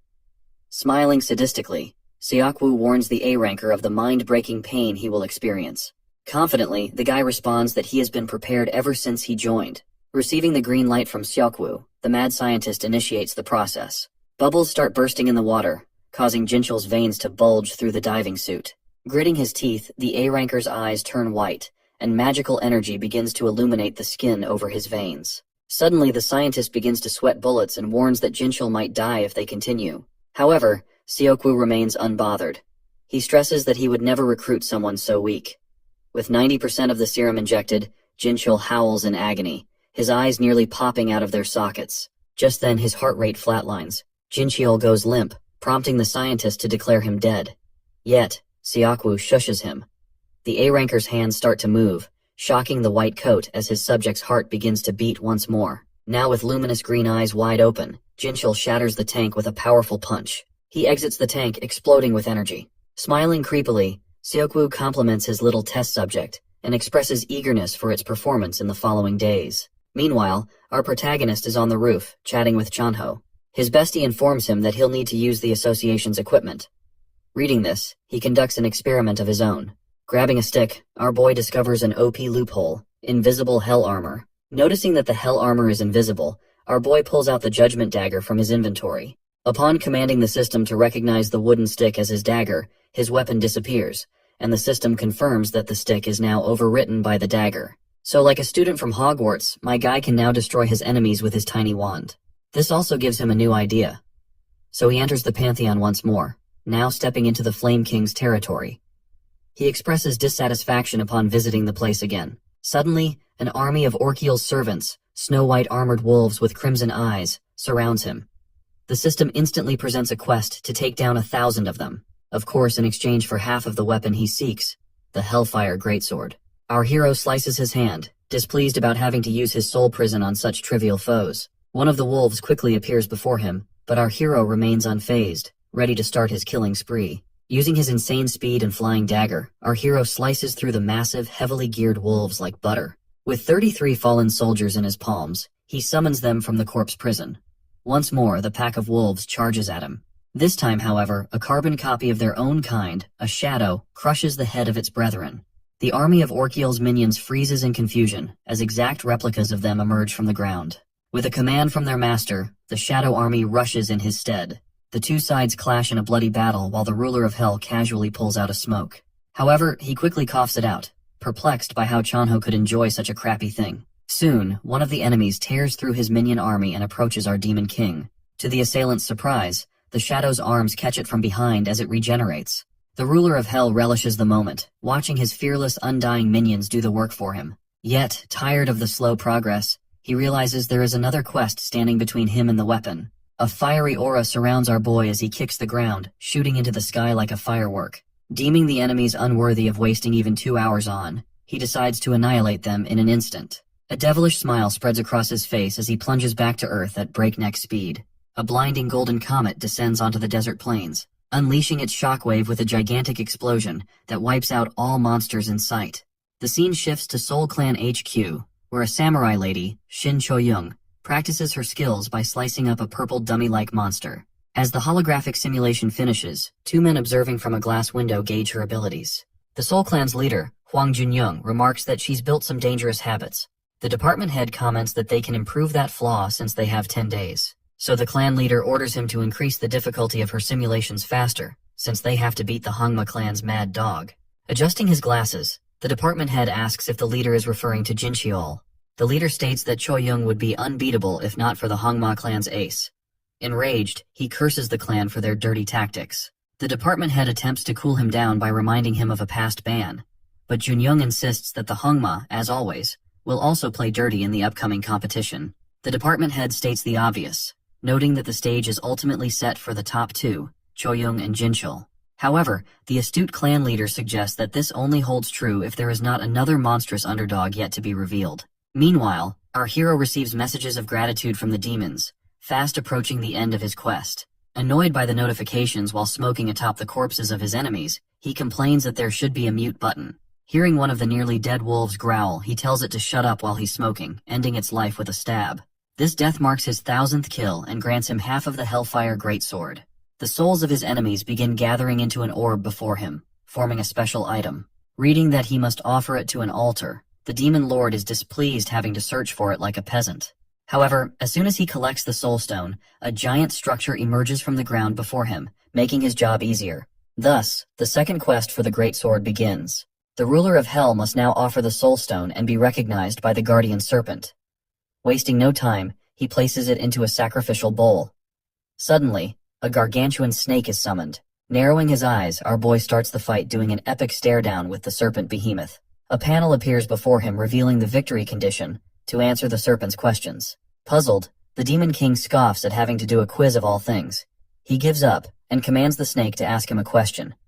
But what the guardian serpent utters sounds more incoherent than Chinese rap music at double speed. My guy sighs in frustration. Furious, he shoots his dagger straight into its eye, making the beats howl in pain. Not satisfied so easily, he waves his hand to the other side, forcing the dagger through its head, out the other eye. Summoning his dagger back, the demon lord pounces at the serpent, seething with rage at the system for thinking he's gotten soft. Challenging it to give its all against the absolute ruler, he pounds the guardian beast's head repeatedly. The serpent's head swells up like a muffin from the beating and then explodes while our hero bathes in its blood like a badass. However, with his experience, he finds the battle suspiciously easy. Turning around, he recognizes the ancient pattern of regenerating enemies. Confidently recalling how to defeat it, our boy invites the beast to attack him, and the snake hears his call. Flying at him with an open mouth, it traps him within its jaw as a blue flame of regeneration flickers inside. However, our hero knows this all too well. Without hesitation, he enters the guardian serpent's mouth. Perplexed, the snake turns its head. Suddenly, its pupils burst as the snake vomits him out, and our protagonist makes an epic landing, holding a fiery blue weapon in his hand, the Hellfire Greatsword. The system congratulates him for collecting the sword, but reports that its skills will be sealed until he completes the quest. Nonetheless, he confidently declares that even this is sufficient to defeat the oversized worm. Holding the fiery greatsword in both hands, our boy lowers his new weapon onto the guardian serpent. Its blazing energy travels along the beast's entire body, from head to tail, until the body is sliced cleanly into two halves. The quest reaches its conclusion. The snake can't hear the answer if it isn't alive. Gripping the fully active greatsword tightly, our demon king wears a mad grin, eagerly anticipating what comes next. A panel materializes, announcing the trial of scorching fire. He must endure a full 10 days of burning agony once again to completely unlock the legendary armament. Or so it seems. The flames engulf him, yet my guy maintains a cool demeanor. He commands the sword to quiet down and stop burning its rightful owner. However, the timer keeps ticking. With an attitude even more fiery than the sword, he demands the Flame King to come to his senses, and the timer promptly hits 0. The sword responds to its master and begs for forgiveness. This calms our hero's temper, allowing him to greet his old partner. Since all the demons were cast away to the ultimate destination of souls in hell, chaos ensues after his departure. Our hero feels relieved to have found his weapon without needing to visit that decrepit place. The demon sword proclaims that it has been waiting for the ruler to return, making him wonder if his old partner resents him. But the Flame King humbly says that it does not despise him for leaving, but rather the aftermath of it. Confused, the monarch of hell asks it to elaborate. The demon sword explains that hell was invaded by heavenly beings, who took advantage of the demons' powerlessness in the absence of their ruler. Thus they sealed all of hell, banishing all demon folk into the pandemonium. The Flame King pleads with its owner that it reluctantly got swallowed by the snake and avoided banishment like its brethren. Thus it patiently awaited the arrival of its Lord and Savior. The sword humbly asks his reason for returning. My guy promises to share its purpose when the time arrives. Changing the subject, he asks his demon sword if it recognizes the orb of energy dropped by the guardian serpent. So the Flame King warns him.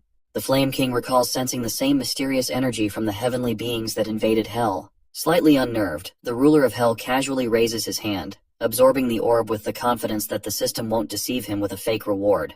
Successfully collecting it, a panel appears, stating that one more is required to gain access to a currently hidden area. When asked if he plans to return to Earth, he remarks that there are still more rewards for him to claim. Meanwhile, back on Earth, an employee in the Soul Clan is chatting with Chanho about the viral massacre video, forcing him to awkwardly conceal his friend's identity. To his surprise, the director appears and invites him for a private conversation. Chanho humbly asks why he has been singled out. The handsome director simply responds that he wants to enjoy a smoke together. Now on the rooftop, sharing a cigarette, the director questions whether Chanho was truly at the center of the massacre. Chanho quickly realizes that the director is assessing whether he can recruit the infamous awakened individual. Not wanting to expose his friend, Chanho claims that there's nothing significant to report. The director, looking philosophical, expresses his determination to recruit our boy, no matter the cost. Chanho awkwardly smiles, feigning ignorance, and steers the conversation toward the guild's ace, Cho-young. At this, the director suddenly falls silent. When Chanho gently prompts him again, the man reveals that she has been pushing herself worryingly hard.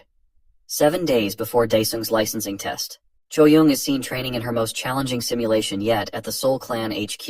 The B-rank samurai lady instantly slices her practice dummies before they appear. But surrounded by more than she can handle, she gets overwhelmed. This allows another dummy to bite her shoulder off, so the leader immediately terminates the simulation. Startled, Cho-young begs him to wait and give her a chance. But as the enemies vanish, she turns to face the clan leader, who calls her over to discuss her performance. Frustrated, Cho-young exclaims that she would have done better if given the chance. With a calm demeanor, Jun-young points out that she's putting herself under too much pressure. Cho-young, in response, complains that he has always encouraged her to push for what she wants, even if it means enduring hardship.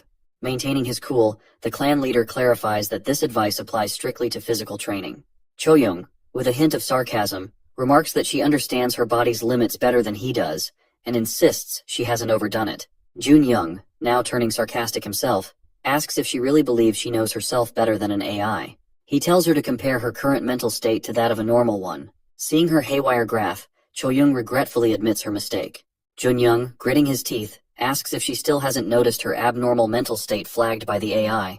But with a somber look, She mumbles that it's all to get into the top 5. Hearing this, the clan leader questions her true motivation for wanting to rank up.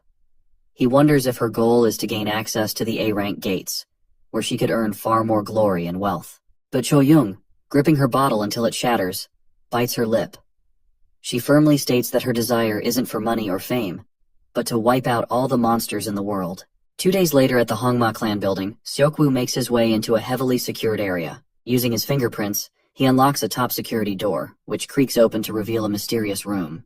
Repulsed by the stench, Seokwoo is surprised to find that his subject has been doing well. As he mumbles about changing the ventilation and lighting, his eyes turn to a guy hunched over, devouring a corpse. Jinchol, chewing on raw flesh, glares like an animal at the man who is rambling about him. Completely unconcerned, Seokwoo casually comments that the A-ranker should continue feasting and rest well, so the monster serum can keep working. Gazing at the blood-covered demonic hunter, the long-haired psycho reveals his excitement for his pet to become the star of the upcoming licensing test.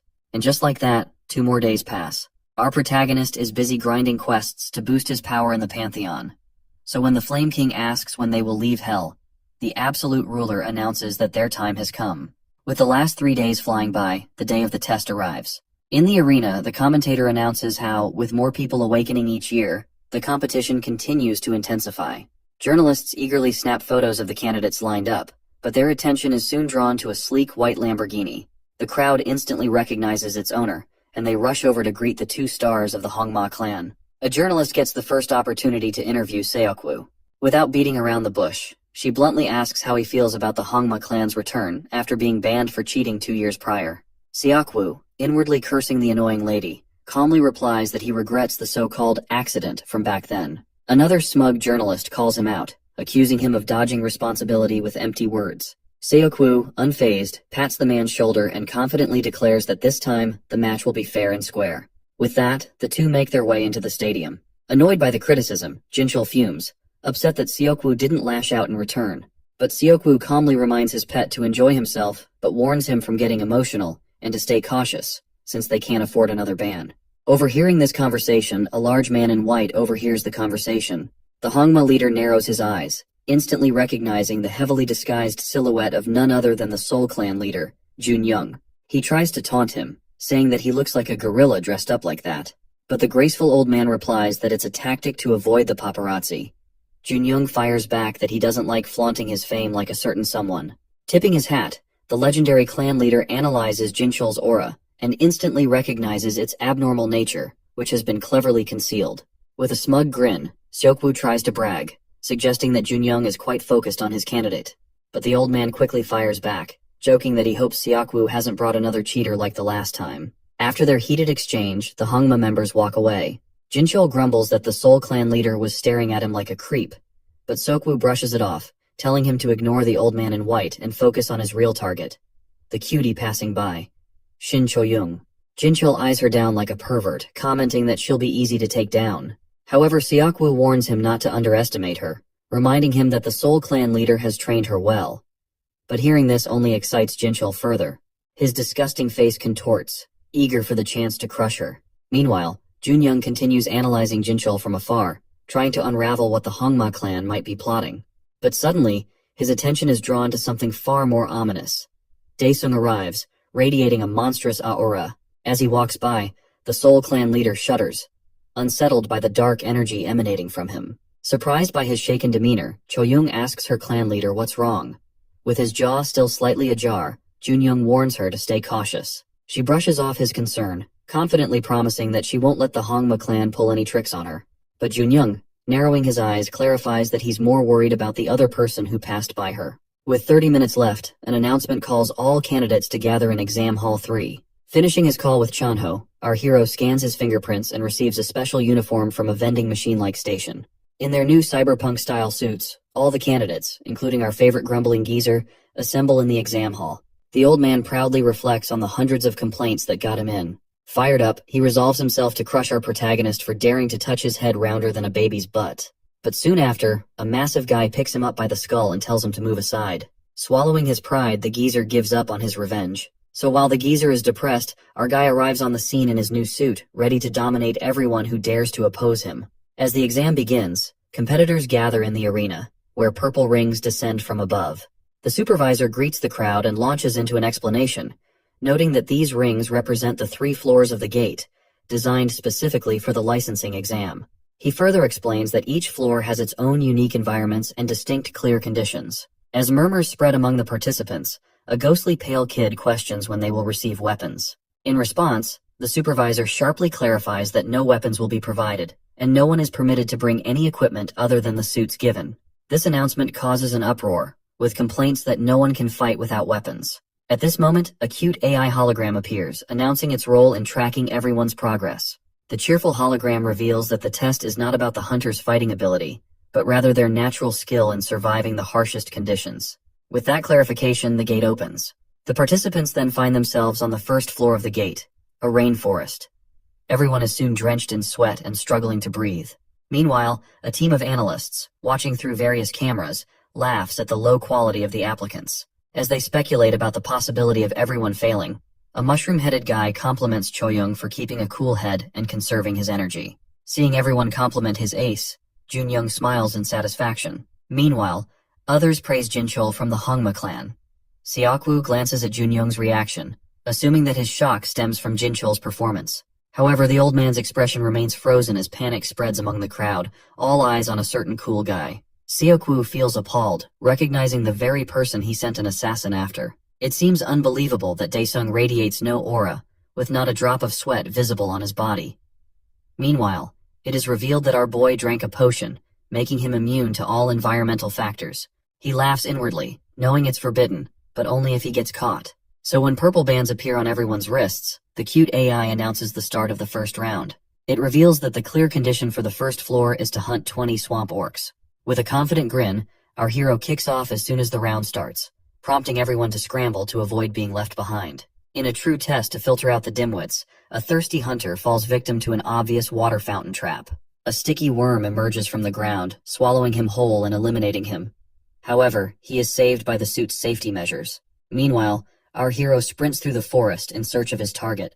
At the same time, the rescue team extracting the eliminated candidate suddenly receives a signal, with the order to track down candidate 104, Han Daesung. Now let's return to our protagonist, who finally finds a swamp orc. Taunting the oversized pig while holding a boulder, he effortlessly tosses it into the air like a ball. With a punch, he shatters the boulder into thousands of pellets that annihilate the monster. Witnessing this, the rescue guy realizes why he was sent to spy on one of the candidates. Meanwhile, our Demon King understands that hunting the orcs one by one is the most efficient approach. To speed things up, he reluctantly taps into his mana and summons a shadow wraith. As time passes, he arrives at a cave teeming with swamp orcs. The cave begins to shake, causing the pack of monsters to become cautious about what is about to happen. Suddenly, the ceiling bursts open, and our boy makes an epic landing. Forced to dig deep into the earth like a peasant, he is visibly annoyed. The monsters celebrate thinking their prey has come to them, but he casually counts them with his magic wand-like stick. Counting enough targets to complete his mission, he tells the Flame King to translate the monster's final words. Upon hearing that the monsters are discussing hunting the ruler of hell, he orders the demon sword to burn them to ashes. Elsewhere in the forest, Choyoung uses her aura to search for targets. As her skill detects one, she instantly kicks through the trees like a bullet. The confident Soul Clan ace estimates that she can clear the first floor in a single hour. As Choyoung approaches her fourth kill, a hunter suddenly flies in and snatches it away. Her pupils widen in shock at the monstrous figure that flashes by her. Scornfully, she looks down upon the Hongma scumbag, who loudly boasts about his fifth kill. Frustrated, she declares that stealing kills is expected behavior from Hongma trash. In response, he mocks her for being foolish enough to think the kill belonged to her. The two continue their trash talk, glaring daggers at each other.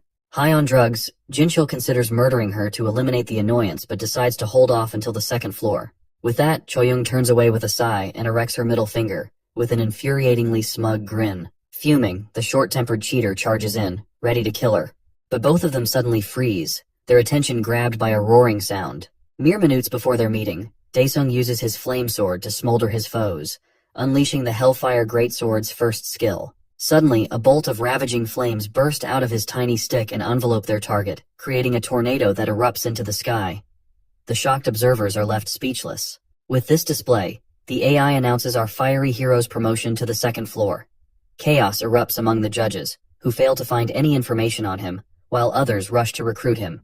The Soul Clan leader grins, intrigued by our demon lord's monstrous power. Annoyed by Jinchul's spotlight being stolen, Seokwoo scoffs and walks away in disappointment. The clerk lady from the ranking place starts rattling her colleague, who mocked her hunch about Dae-sung. Meanwhile, another observer can hardly believe his eyes, realizing that the weak old geezer, Jin-sung, has been tailing him the entire time. With an axe in hand, the foolish old man begins finishing off the half-burnt corpses left behind by our boy, racking up 11 kills. The ranking place employees discuss how the geezer could possibly get in, so the clerk lady spills the beans about his barrage of complaints. Seeing his employees slacking off, the branch manager arrives to explain that he personally approved the geezer. He reveals that the old man was reported to have entered a gate strapped with dynamite. Dumbfounded, the clerk lady asks if the madman is trying to commit suicide. However, the branch manager shares the bald geezer's tragic backstory. It seems he lost his family to a gate fracture and now lives solely for revenge. Questioned about his unnecessary favoritism towards a candidate, the manager takes pride in nominating Dae-sung and jokes that the 3-month pay cut to cover the damages was worth it. As they mention his name, the screen focused on our hero begins to blur. While somewhere else in the stadium, Seokwoo throws a hidden message to a hitman-looking guy and informs him that the control room feed is down. The man is confused, recalling that they were supposed to eliminate our protagonist from the 2nd or 3rd floor. Seokwoo clarifies that the plan has changed now that Dae-sung left Jinchul in the dust. With his creepy smile, the Hongma leader jokes that eliminating him sounds too harsh. In the end, he tells the guard to read his orders, which are to inject a mutant serum into the monsters at the 2nd floor's gate. As a result, the scout following our protagonist carries it out. So as our hero approaches the gate to the 2nd floor, Seokwoo awaits his failure with a sadistic smile. As the mutant ampules are injected into the golem monster at the 2nd floor's gate, the creature evolves into a mutant swamp-floating golem, now able to produce fog to mislead anyone approaching it. The man hired by Seokwoo finds himself amused at the sight of the mutant creation, admiring the monstrous result he helped bring to life, and hoping for a generous monetary reward. However, the item he holds suddenly explodes, revealing it had been tainted with a paralysis agent, likely placed there by Seokwoo himself to eliminate all evidence. Paralyzed and unable to move, the man watches helplessly as the swamp golem approaches him, showing no intention of letting him escape. Meanwhile, the demon lord grows increasingly concerned, realizing that he has been walking in circles for a while. The map installed in his equipment appears to be malfunctioning, leaving him disoriented. As he moves forward, he stumbles upon the decomposed corpse of the man hired by Seokwoo. Suspicion immediately arises in his mind, as he doubts the test organizers would have intentionally left the body in this spot. Suddenly, the shadow of the monster looms before the demon lord, followed by a swift surprise attack. He deflects it just in time, using his flame sword cleverly disguised as an ordinary stick. However, before he can fully react, the golem hurls a massive boulder in his direction, which detonates on impact, releasing a surge of smoke and fiery heat. To survive the intense heat, our hero activates his absorb flame skill, shielding himself from the scorching blast. He contemplates using the same fury skill that once defeated the orcs, but, unfortunately, it remains on cooldown. Worse still, the golem seems unwilling to wait for its recharge. The floating swamp golem unleashes a rapid sequence of attacks, which the demon lord deflects with growing frustration. Finding the barrage irritating, Dae-sung resolves to end the battle decisively by driving his blade through the creature's core. Rushing toward the golem, Dae-sung strikes its core with a powerful punch, but his efforts barely scratch the surface of its solid rock body. In retaliation, the golem sends him flying through the air with overwhelming force. The scene then shifts to Jinchul, the cheater. He has just defeated his final ogre, successfully fulfilling the conditions to ascend to the 2nd floor. In reward, he receives a small, special box containing a compass for navigation, an ampule, and a cryptic note. Essentially tools for his continued cheating. After reading the note and realizing Dae-sung is still on the 1st floor, he burns it without hesitation. The scene returns to our hero, who has just been slammed into a tree. He quickly regains his footing, and with a smirk on his face, summons his sludge-like shadow ghost, commanding it to consume the golem. Drawing his sword, he carves a path for the sinister creature, promising it a reward double what it gives him. The flames shrink the shadow ghost to a mere fraction of its original size, but as the golem approaches, it suddenly swells back to its full form. With rapid growth, it extends multiple shadowy hands, grabbing hold of all the golem's burning stones. Meanwhile, Dae-sung's screen flickers back to life, though all the exam faculty can see is a dense fog. One of the employees remarks that the 1st floor was supposed to resemble a tropical rainforest, suggesting that something has clearly gone awry. Suddenly the golem appears on the screen, causing the spectators to question why such a monster has been placed in the test. The branch manager's attendant notes that the creature is a mutant in every sense and asks for orders on how to proceed. However, the branch manager remains unresponsive, completely absorbed by the scene unfolding on the screen. At that moment, another employee arrives and informs him that the test examiners have surrounded Daesung. They ask whether they should forcibly intervene and stop the test. Apologizing, the manager acknowledges that the situation can no longer be helped. But just then, the clerk lady points out something on the screen. It seems the golem has already been defeated. Its burning fragments are seen flying through the air, followed by a powerful explosion. At this moment, the manager finally grasps the true strength of their demon king. What he had earlier dismissed as a mere measurement error now becomes glaringly obvious. Daesung's power is beyond their ability to grade, rendering their attempts futile. The branch manager reflects on Daesung, now perceiving him as a monster beyond imagination, possessing unparalleled strength. Meanwhile, the clerk lady who had previously been impressed by Daesung appears to be rooting for him quietly. However, her colleague cautions that despite his power, Daesung might be unaware of the bigger picture, as Jinchul seems poised to beat him to the second floor. An employee asks the branch manager whether he wants to withdraw the personnel deployed around Daesung. The manager declines, instead instructing the employee to have them submit a report once they've uncovered what exactly has transpired. The scene shifts to cheater number 14, Jinchul, who is filled with rage as he darts around, searching for the gate that should be close by. He notices the fog beginning to thin, indicating that the golem has been destroyed, but he remains confident that he will be the first to reach the second floor. Meanwhile, the demon lord pours his blood over the remnants of the mutant golem, preparing to use his soul prison on it. With a commanding voice, he utters the word, summon, leaving the mouths of all the spectators agape in shock. As the spectators watch in disbelief, the monster is brought back to life. The Demon King commands the creature to stop posturing and show its true form, noting that it has already delayed him long enough. The golem bows down, and Daesung steps onto it, instructing it to run toward the gate. Upon arriving at the gate, Jinchul feels a surge of excitement, convinced he is the first to reach it. However, his thrill quickly turns to bewilderment when he hears an unusual noise echoing around him. The scene then transitions to Seokwoo, who enters the screen room followed by his men, commenting that he had expected the test to be over by now. As he glances at the screen and sees his pawn looking bewildered, anger washes over him, fueled by frustration at his shortcomings. The scene shifts back to Daesung, who is calmly riding the floating golem, using the Flames King's breath to clear a path. He skillfully creates the shortest route, which undoubtedly leads straight toward the gate. He throws a punch at the golem's head, urging it to run faster, mimicking the actions of a rider on a donkey or horse. He keeps using his flames to clear the path ahead, driving the golem forward. At the same time, employees and onlookers conclude that number 104 likely employed some kind of summoning technique. In this world, such a technique is entirely new and unheard of. One staff member suggests that it might be a type of aura-based technique. The colleague standing next to the clerk remarks that this test is bound to go viral on YouTube, commending Daesung for resembling a hero straight out of a fantasy movie. Seokwoo, in frustration, slams his fist on the desk in the control room.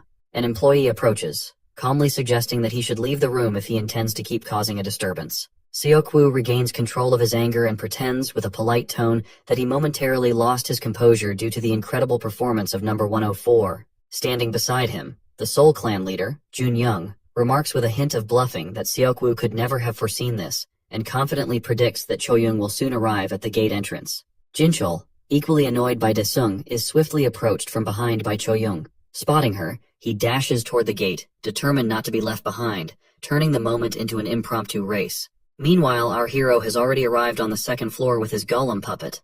Noticing that this level is engulfed in a blizzard, the complete opposite of the first, he mocks the test administrators for their lack of creativity. Dismissing the golem, he receives congratulations for being the first to reach the second floor.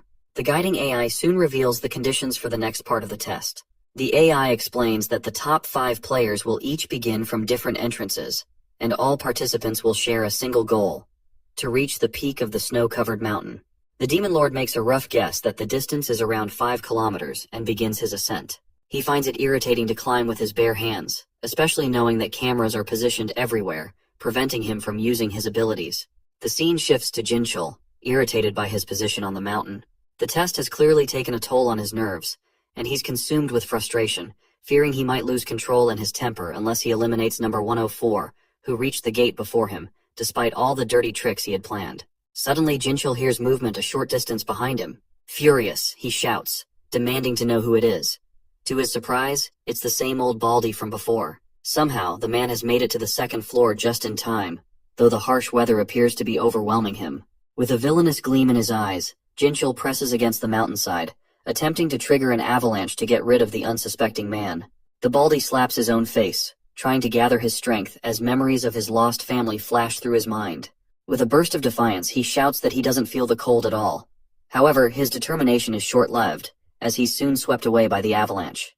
Jin Cheol, after successfully getting rid of him, gives a sinister smile. Immediately afterward, the broadcast drones malfunction, leaving the staff unable to monitor the situation. Seokwoo, who is undoubtedly behind the disruption, silently wishes his pawn good luck, hoping he won't make any mistakes or disappoint him. The scene shifts back to the second floor, where some of the regular players, though chilled by the harsh conditions, encourage each other to keep going. Suddenly Jinchul appears behind them, moving at lightning speed. Without warning, he grabs their heads and crushes them in his hands. Enhanced by the Orc Champion Ampule effect, Jinchul looks enormous and unstoppable, killing everyone in his path as he advances. Meanwhile, Choyoung is left bewildered, noticing that all the tech and electronic devices have mysteriously stopped functioning. Daesung, on the other hand, sees this as a fortunate turn of events, realizing that he can now use his skills freely without being noticed. Daesung leaps off the cliff, activating his Destruction Dragon Knight Valark's armor. As his majestic demonic wings unfold, he soars through the air. Choyoung, sensing a powerful and unfamiliar aura, looks up and sees Daesung flying above with an imposing presence. Meanwhile, Jinchul, still busy slaughtering other players, catches sight of Daesung flying toward the peak. He speculates that Daesung might have used a harpy ampule to gain the ability to fly, and immediately starts chasing after him. The scene shifts back to the association building, where Junyoung is urgently requesting the branch manager to abort the test. He argues that the safety of the awakened should be their top priority, pushing for the test to be halted immediately. The president, appearing spaced out, asks Soul Clan Captain Junyoung to be patient, reassuring him that an investigation team will be sent as soon as possible. Seokwoo, however, takes the opportunity to mock Junyoung, questioning why he would even call them awakened if they can't handle such minor risks. This remark ignites Junyoung's anger. Captain Junyoung, now suspicious, directly questions Seokwoo, asking if he is responsible for the current situation. Seokwoo, ignoring the question, continues to taunt him, insinuating that Choyoung must be weak if Junyoung is so worried about her. He pushes further, calling Junyoung an old man and suggesting that he should consider retiring, deliberately stepping on his nerves. The scene then shifts back to Daesung, who has reached the peak and is warming up, preparing himself to enter the third floor. Meanwhile, the old baldy somehow manages to survive the avalanche, lying in the snow as tears stream down his face. Rising to his feet, he shouts out loud, declaring himself a victor for having survived. It's only fair that he revels in his success, as the first step is always the most challenging. As Choyoung enters the third floor, she learns about the conditions for clearing this level. To progress, participants must acquire 1,000 points, which can be earned by defeating the monsters that inhabit this new environment. As it is very dark, Choyoung remains cautious, taking a moment for her vision to adjust to the shadows. Suddenly, a loud noise comes from behind her. Turning around, she sees her rival, the cheater Jinchul, standing there, bulked up as if he's on steroids. Jinchul remarks that she is fortunate to have arrived before him, but Choyoung dismisses his comments, telling him not to be so noisy. Her primary concern is not Jinchul but Daesung, who has outpaced everyone on both the first and second floors. Even her captain has acknowledged his formidable strength. Choyoung receives an alert indicating an aura reactor error, but before she can react, Jinchul cowardly attacks her from behind, leaving her injured. Jinchul, the cheater, smugly claims that he had originally intended to deal with Daesung first, but has now altered his plans to target her instead. Meanwhile, our Demon Lord is focused on grinding points to clear the stage. He activates his Fire Cannon special skill, annihilating the targets in front of him with ease. He comments to the Fire King that it has grown rusty if it takes this long to defeat such minor opponents. Glancing at his points, he notices they are stuck at 530 and wonders what is happening. He resolves to eliminate all the remaining targets before figuring out the issue. The scene shifts to the branch manager, who is increasingly worried because the network has still not returned. As the atmosphere fills with anxiety, the biggest cheater of all, Seokwoo, remains relaxed. He has fused the ampule he gave to his pawn with a hedgehog, allowing him to monitor her pulse. Seokwoo glances at the anxious Junyoung and informs him that his trainee would likely be half-blind or in pretty bad shape if she were to make it back alive. The scene shifts to Choyoung, who is badly wounded. She asks Jinchul, the cheater, about his objective. In a disturbingly inhumane manner, cheater number 14 licks the girl's blood and taunts her, asking if she isn't going to use her shield aura.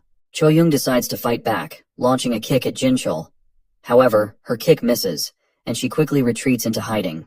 This move irritates Jinchul, who mocks her for being a coward. Desperate, she tries to heal herself but is spotted by Jinchul. In a swift motion, she throws her defensive suit at his face, then follows up with a strike to his groin and a knee slam to his face. Declaring herself the ace of the Soul Clan, she channels all her strength into her attack, slamming Jinchul to the ground. With that, she moves away, determined to find and hunt the monsters.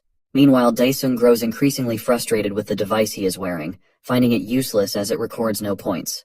He wonders whether he should go and ask the organizers about the malfunctioning equipment, realizing that all their devices seem rusty and unreliable. As Choyung navigates the area, she finds herself alone, puzzled about where everyone has gone. Suddenly, Jinchul approaches from behind, seeking revenge. Alarmed, she turns to run for her life, but Jinchul appears in front of her as if he had blinked, slamming her down to the ground.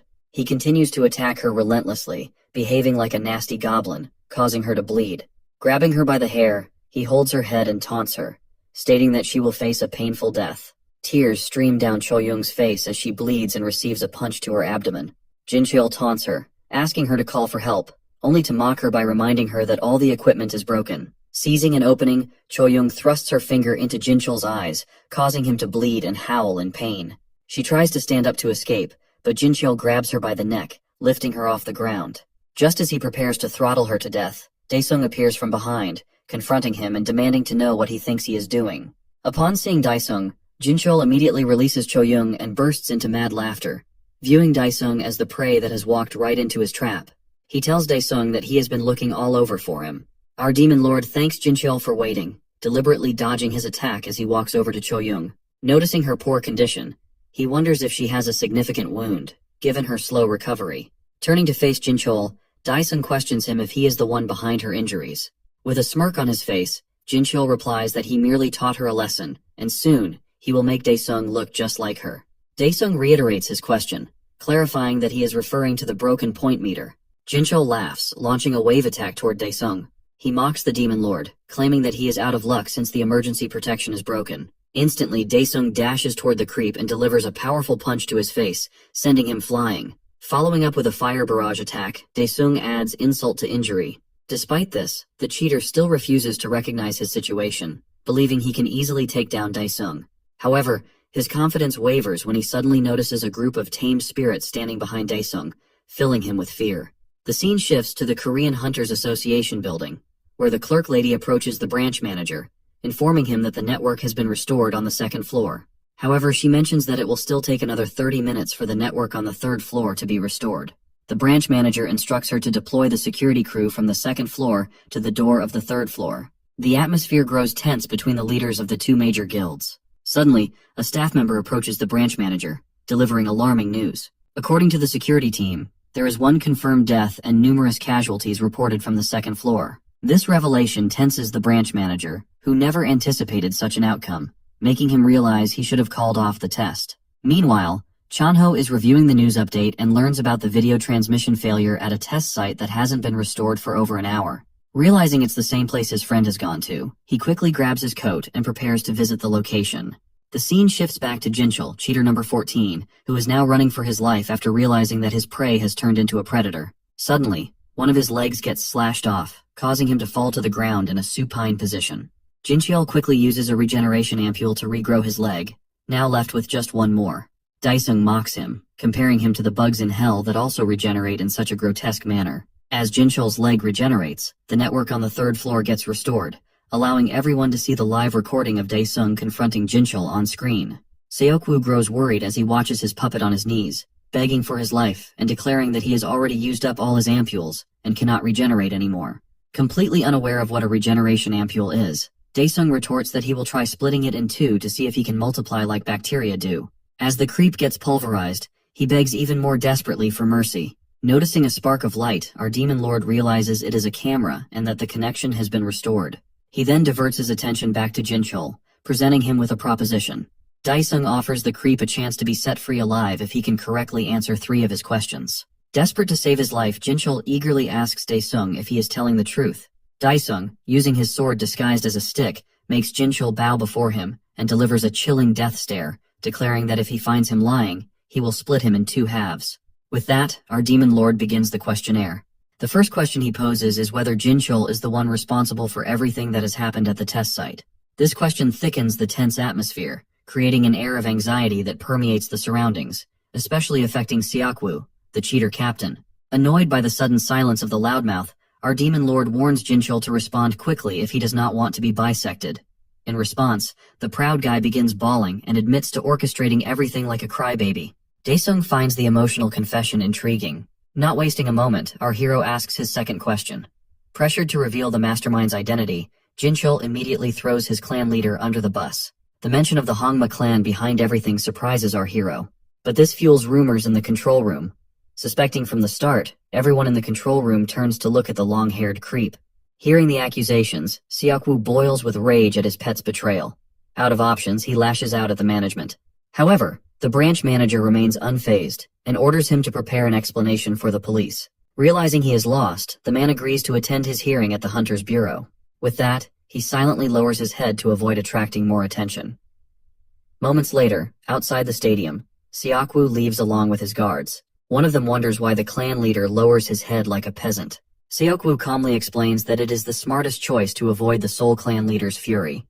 Rightly so, since Junyoung in the control room was boiling with anger. The manager expresses gratitude to the graceful leader for his patience, but Junyoung answers that he doesn't give a crap about the association. While the branch manager orders his team to implement maximum security measures, our protagonist poses his third question to the pathetic A-ranker kneeling before him. He asks if Jinchul possesses any points. Reluctantly, the crybaby answers honestly, still shook by the idea of being sliced in half. With that, the AI announces Daesung's victory and the conclusion of the three-phase exam. However, our Demon King is not satisfied with the sudden win. As Jinchul the bootlicker looks up thinking he is safe, his smile warps with the two halves of his body. Living up to his title, the ruler of hell declares it a punishment for failing to answer in time. But before he leaves, his gaze shifts to Cho-young, still curled up on the floor, surrounded by a healing aura the whole time. Moments later, the security team arrives and begins evacuating the injured, including Cho-young. Observing the chaos from his office, the association's president shuts his laptop while reading the anti-Hongma comments. His secretary informs him that all 10 clans are gathering to meet up. The old man wonders if Daesung is the first monster in a while, after Korea's famous number 1, Lee Chang-shik. When the secretary confirms our hero's instant promotion, the grandpa of the hunters orders her to recruit him at all costs. So as the results are revealed, rumors spread about the Hongma clan's downfall, but they are interrupted by the cute AI's announcement. It explains that due to the unusual circumstances, the ranking criteria will be by the order of passing the first level. Consequently, our boy receives an A rank for securing first place.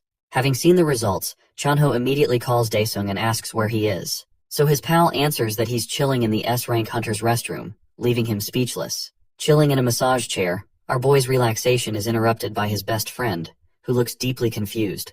My guy casually mentions that the president's secretary told him to chill in the S-rank room.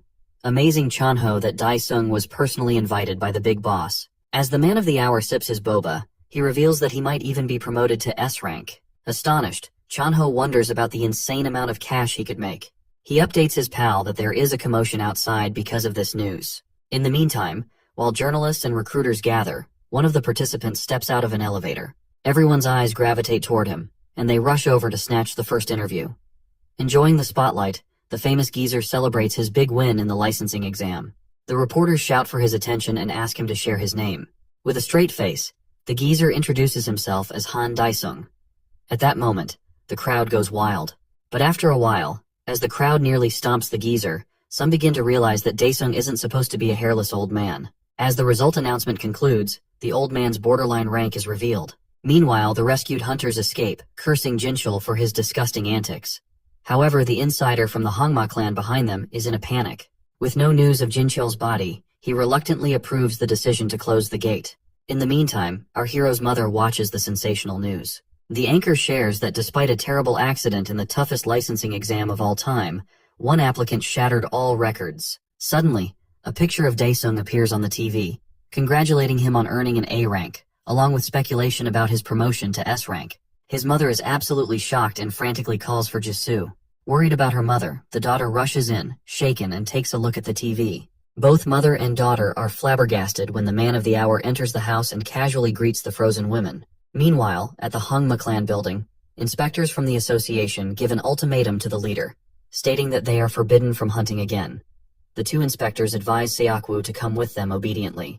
However, trying to flaunt his rank as the sixth strongest hunter, Seokwoo declares it ridiculous to oust him on trivial charges. With a fake smile on the outside, the clan leader feels furious about how his little experiment is beginning to lead to his downfall. Manager Kim from the bureau delivers another warning. In response, the clan leader stands up and stresses that he shouldn't be detained just because of his association with Jinchul. Tired of the argument, the manager warns Seokwoo one last time and prepares to use force. The rank 6 hunter tells the manager to remember how Seokwoo became the leader. This statement makes the cool man sweat, as he recalls that the long-haired creep killed the previous leader in a raid to take his place. With that, Seokwoo unleashes his puppeteering skill. The manager instructs his partner to get ready to fight, causing the spiky-haired inspector to grow scared. The manager urges him to man up if he doesn't want to die and charges at Seokwoo. With a devilish smile, Seokwoo ends the fight in a single move. Before the manager can react, he is stabbed in the back by Jungwoo, his own partner. Appalled by the betrayal, Kim shouts at him, but the spiky-haired guy insists that he didn't move his body. By the time Kim realizes it is Seokwoo's skill at play, the long-haired creep uses his final move, finishing off Kim by his own partner's hands. While the traumatized inspector trembles, Seokwoo casually leaves his office as if nothing happened. He decides to warn the association's president next. The scene shifts to Cho-young resting in a treatment capsule. Looking over her, the clan leader receives news that, due to permanent damage to her aura, she will be unable to work. Rage boils inside him as Junyoung declares his vengeance on Seokwoo. Meanwhile, at home, Daesung's mom expresses her reluctance to let him take on such a dangerous job. His sister agrees with their mother. She mentions that she's glad to see him becoming famous, but it's a dangerous job regardless. Hearing this, our guy remembers Chanho telling him that the majority of hunters go against their families or get kicked out of their homes. Nearly on the verge of tears, their mom states that she would break if he is hurt again. But then he drops a bombshell that he has already signed up with Chanho's clan. With that, our boy reaches into his inventory and pulls out a bag filled with stacks of cash. Leaving his mother shocked by his magic, he brags about the down payment he received to pay off their debt. Both mother and daughter are dazed seeing the unbelievable sum of money on the table. Daesung tells his sister not to be so shocked. He encourages her to listen to their mother and enjoy school life, assuring them that he will take care of the expenses. He proudly announces that he'll be their protector. The two begin to cry, prompting him to tease them about their awkward reaction. Jisoo jokes that she is against him hunting, but the money has changed her mind. Enjoying the wholesome scene, Daesung considers going through hell worth every second. The scene shifts to Inspector Jongwoo recalling how Manager Kim saved him when he was an innocent recruit. The manager's heartfelt words and fatherly smile from that night circle in his mind. He returns to reality, trembling as he stands over the manager's cold, lifeless body. Seeing him weep his soul out, the bank manager expresses his shock at Seokwoo going so far. Jongwoo, fueled by rage, tells them not to touch Seokwoo and swears to avenge Manager Kim with his own hands. Watching this heart-wrenching scene, the president of the association commands the branch manager to take all available resources and destroy the Hongma clan, along with Lee Seokwoo. Meanwhile, our half-asleep Demon King is woken up by a barrage of notifications. He checks his phone to see who's spamming him with messages. Out of the mess, he notices a text from Chanho telling him to call when he wakes up. So he goes out for a stroll, and Chanho shares the good news that he has secured a C-rank gate. Daesung jokes that he simply has to come by and sweep up the easy money. The scene shifts to the Hongma clan building. Lines of cars park outside the skyscraper as numerous men in black uniforms gather. Under the leadership of A-rank hunter Jin Ki-hong, Jongwoo prepares to rush the building. The cavalry is ordered to subdue anyone who resists, going as far as murder if needed. So as soon as Ki-hong gives the green light, the agents raid the building from all directions. But when he and Jongwoo enter, they are shocked to see gravely injured Hongma members everywhere. Not undeterred, Captain Ki-hong orders the main force to retreat while the rest follow him. Leading up to the Seokwoo's office, a heavily worn-out Junyoung sits alone. Confused, Jongwoo rushes through the hordes of unconscious bodies towards Seokwoo's office.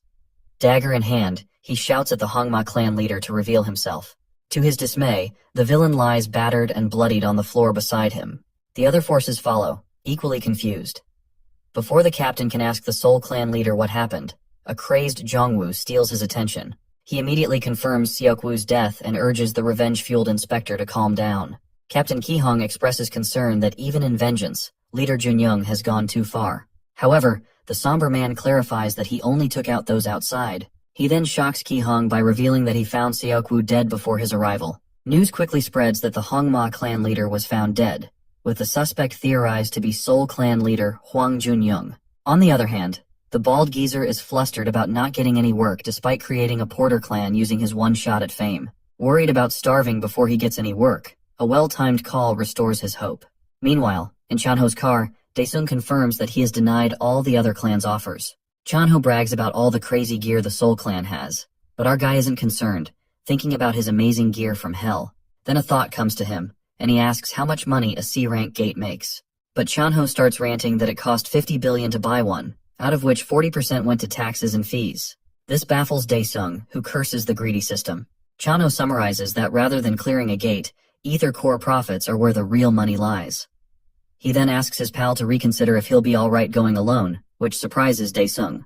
Our guy insists that Chanho is coming with him, making the man suddenly sweat buckets in fear. He reveals that he asked his sister to handle the paperwork, and she registered his bestie as the porter. Chanho's eyes widen as he wonders if his bro wants to kill him. At last, the two arrive at the giant red C-rank gate. Receiving a salute from the guard, Chanho hands over the entry form. Reading that only 2 hunters will be entering, the guard expresses his concern and confirms if they really intend to clear a team gate as a pair, since 100 hunters is the minimum. Seizing this opportunity, Chanho tries to persuade him not to open the gate just because a crazy A-rank hunter is involved. He adds his wish not to die single. But the man opens the gate to avoid trouble with our psycho hunter. One last time, Chanho tries to reason with my guy that it's unreasonable for even an S-ranker to solo a team gate. But our boy grabs him by the neck and drags his best friend into the gate. Meanwhile, at the Hunters Association, footage of Seokwoo's last moments is played. It appears that someone made the proud guy kneel, telekinetically wrangling his limbs in different directions. Then, out of a mysterious portal, an arm pops out and rips Seokwoo's heart from his body. Analyzing the video, the president asks the branch manager and Captain Ki-hong if they can't uncover anything. Ki-hong explains that footage from one camera is not enough, and the branch manager adds that no traces of aura were found either. Dumbfounded, the president wonders if they have a ghost killer on their hands. Meanwhile, outside the red portal, the old Baldy, having changed his name, arrives as a porter. The guard, suspicious, asks why he came so late. But with blazing confidence, Baldy asks if Daesung is currently inside. When the guard confirms this, the bald geezer celebrates the once-in-a-lifetime opportunity. He can eat up all of Daesung's scraps as the sole porter. The scene then shifts to the past, right after Jinchul was split in half. Regenerating from the fatal injury, he cries over the disgrace he faced and vows to take revenge. Suddenly, the same entity that took Seokwoo's life appears. Laughing ominously, the eyeball offers to take revenge on his behalf. As our demon lord enters the dungeon alongside his friend, Chanho grows increasingly nervous, glancing around as it is his first time stepping inside the gate. Daesung points out a stampede of monsters approaching them, which sends Chanho into a panic as he wonders why they are so large. The approaching monsters are Class 3 wasteland lizardlings, viewing the two as nothing more than food. Our demon lord, however, takes out his sword, excitement bubbling within him at the sight of so many monsters gathered together. He tells his friend to take a good look and leaps into the sky. Upon landing on the monsters, he activates his third hidden skill, known as Hellfire Volcano, which ignites everything around him, turning all the monsters into smithereens. From a distance, Chanho watches in awe, impressed, and wondering if this is truly the same childhood friend he knows. As Daesung approaches, Chanho scolds him for having concealed his strength from him all this time. With a smile, our demon lord replies that he has now revealed it. Filled with excitement, Chanho declares that he has decided to create a new clan, one that would be the strongest not just in South Korea, but in the entire world. As the scene transitions to the guards standing outside the gate, they notice something bizarre.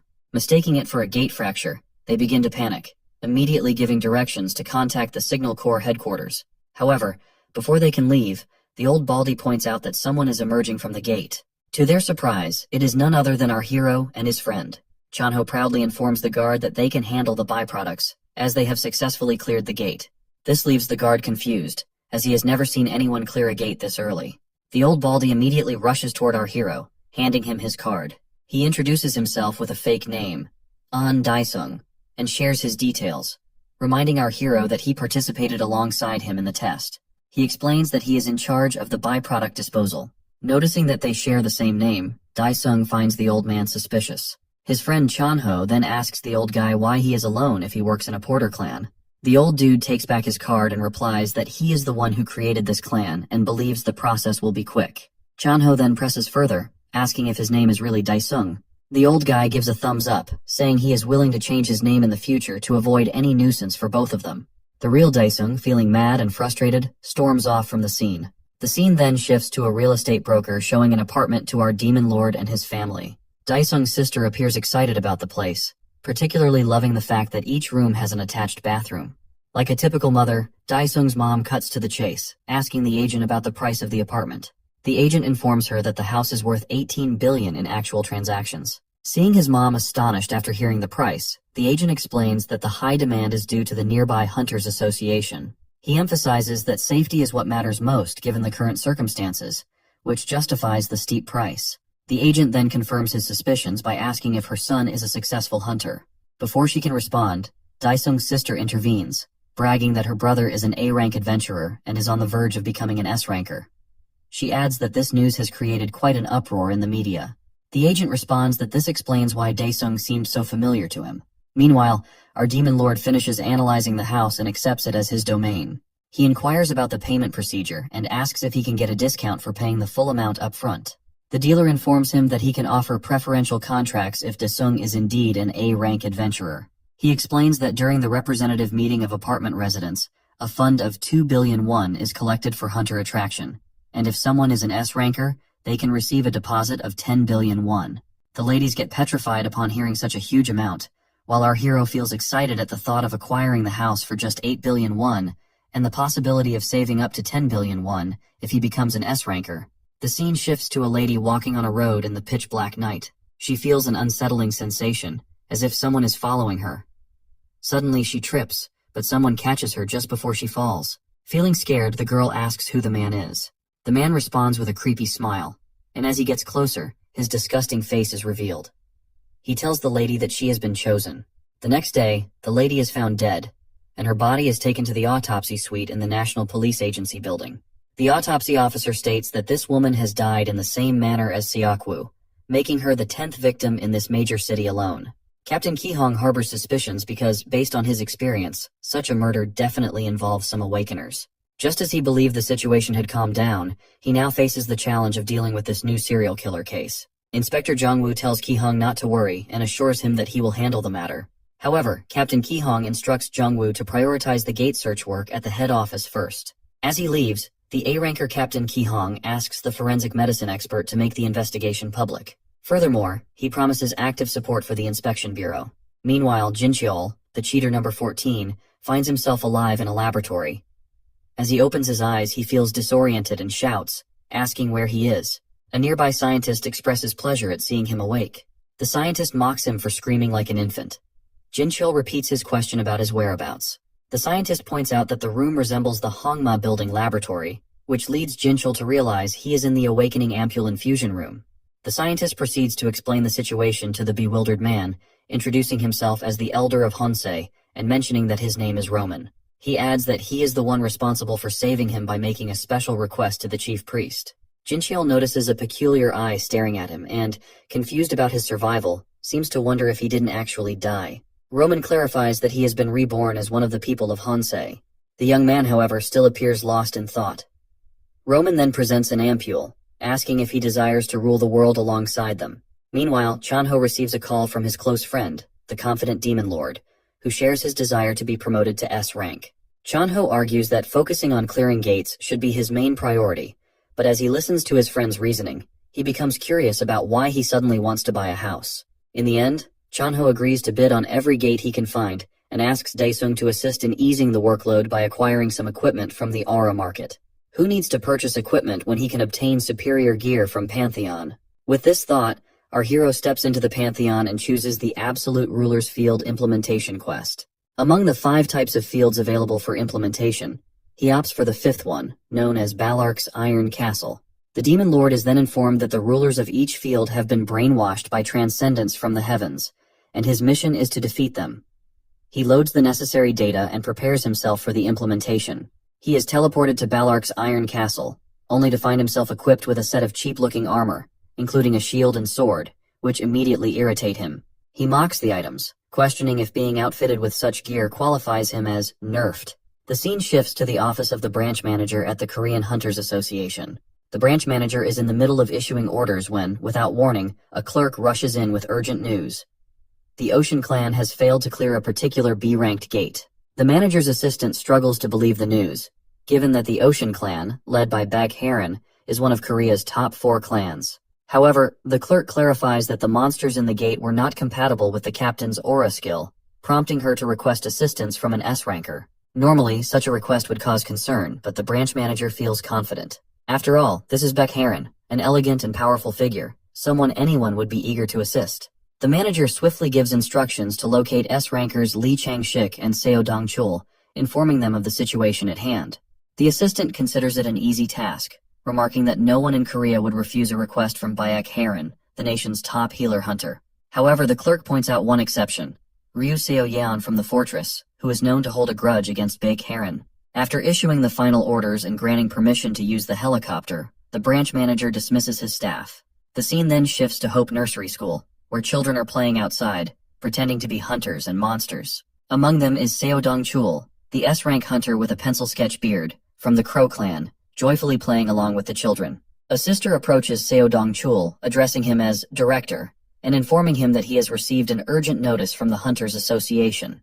Without wasting a moment, the S-ranker asks the sister to watch over the children, explaining that he must urgently attend to a gate.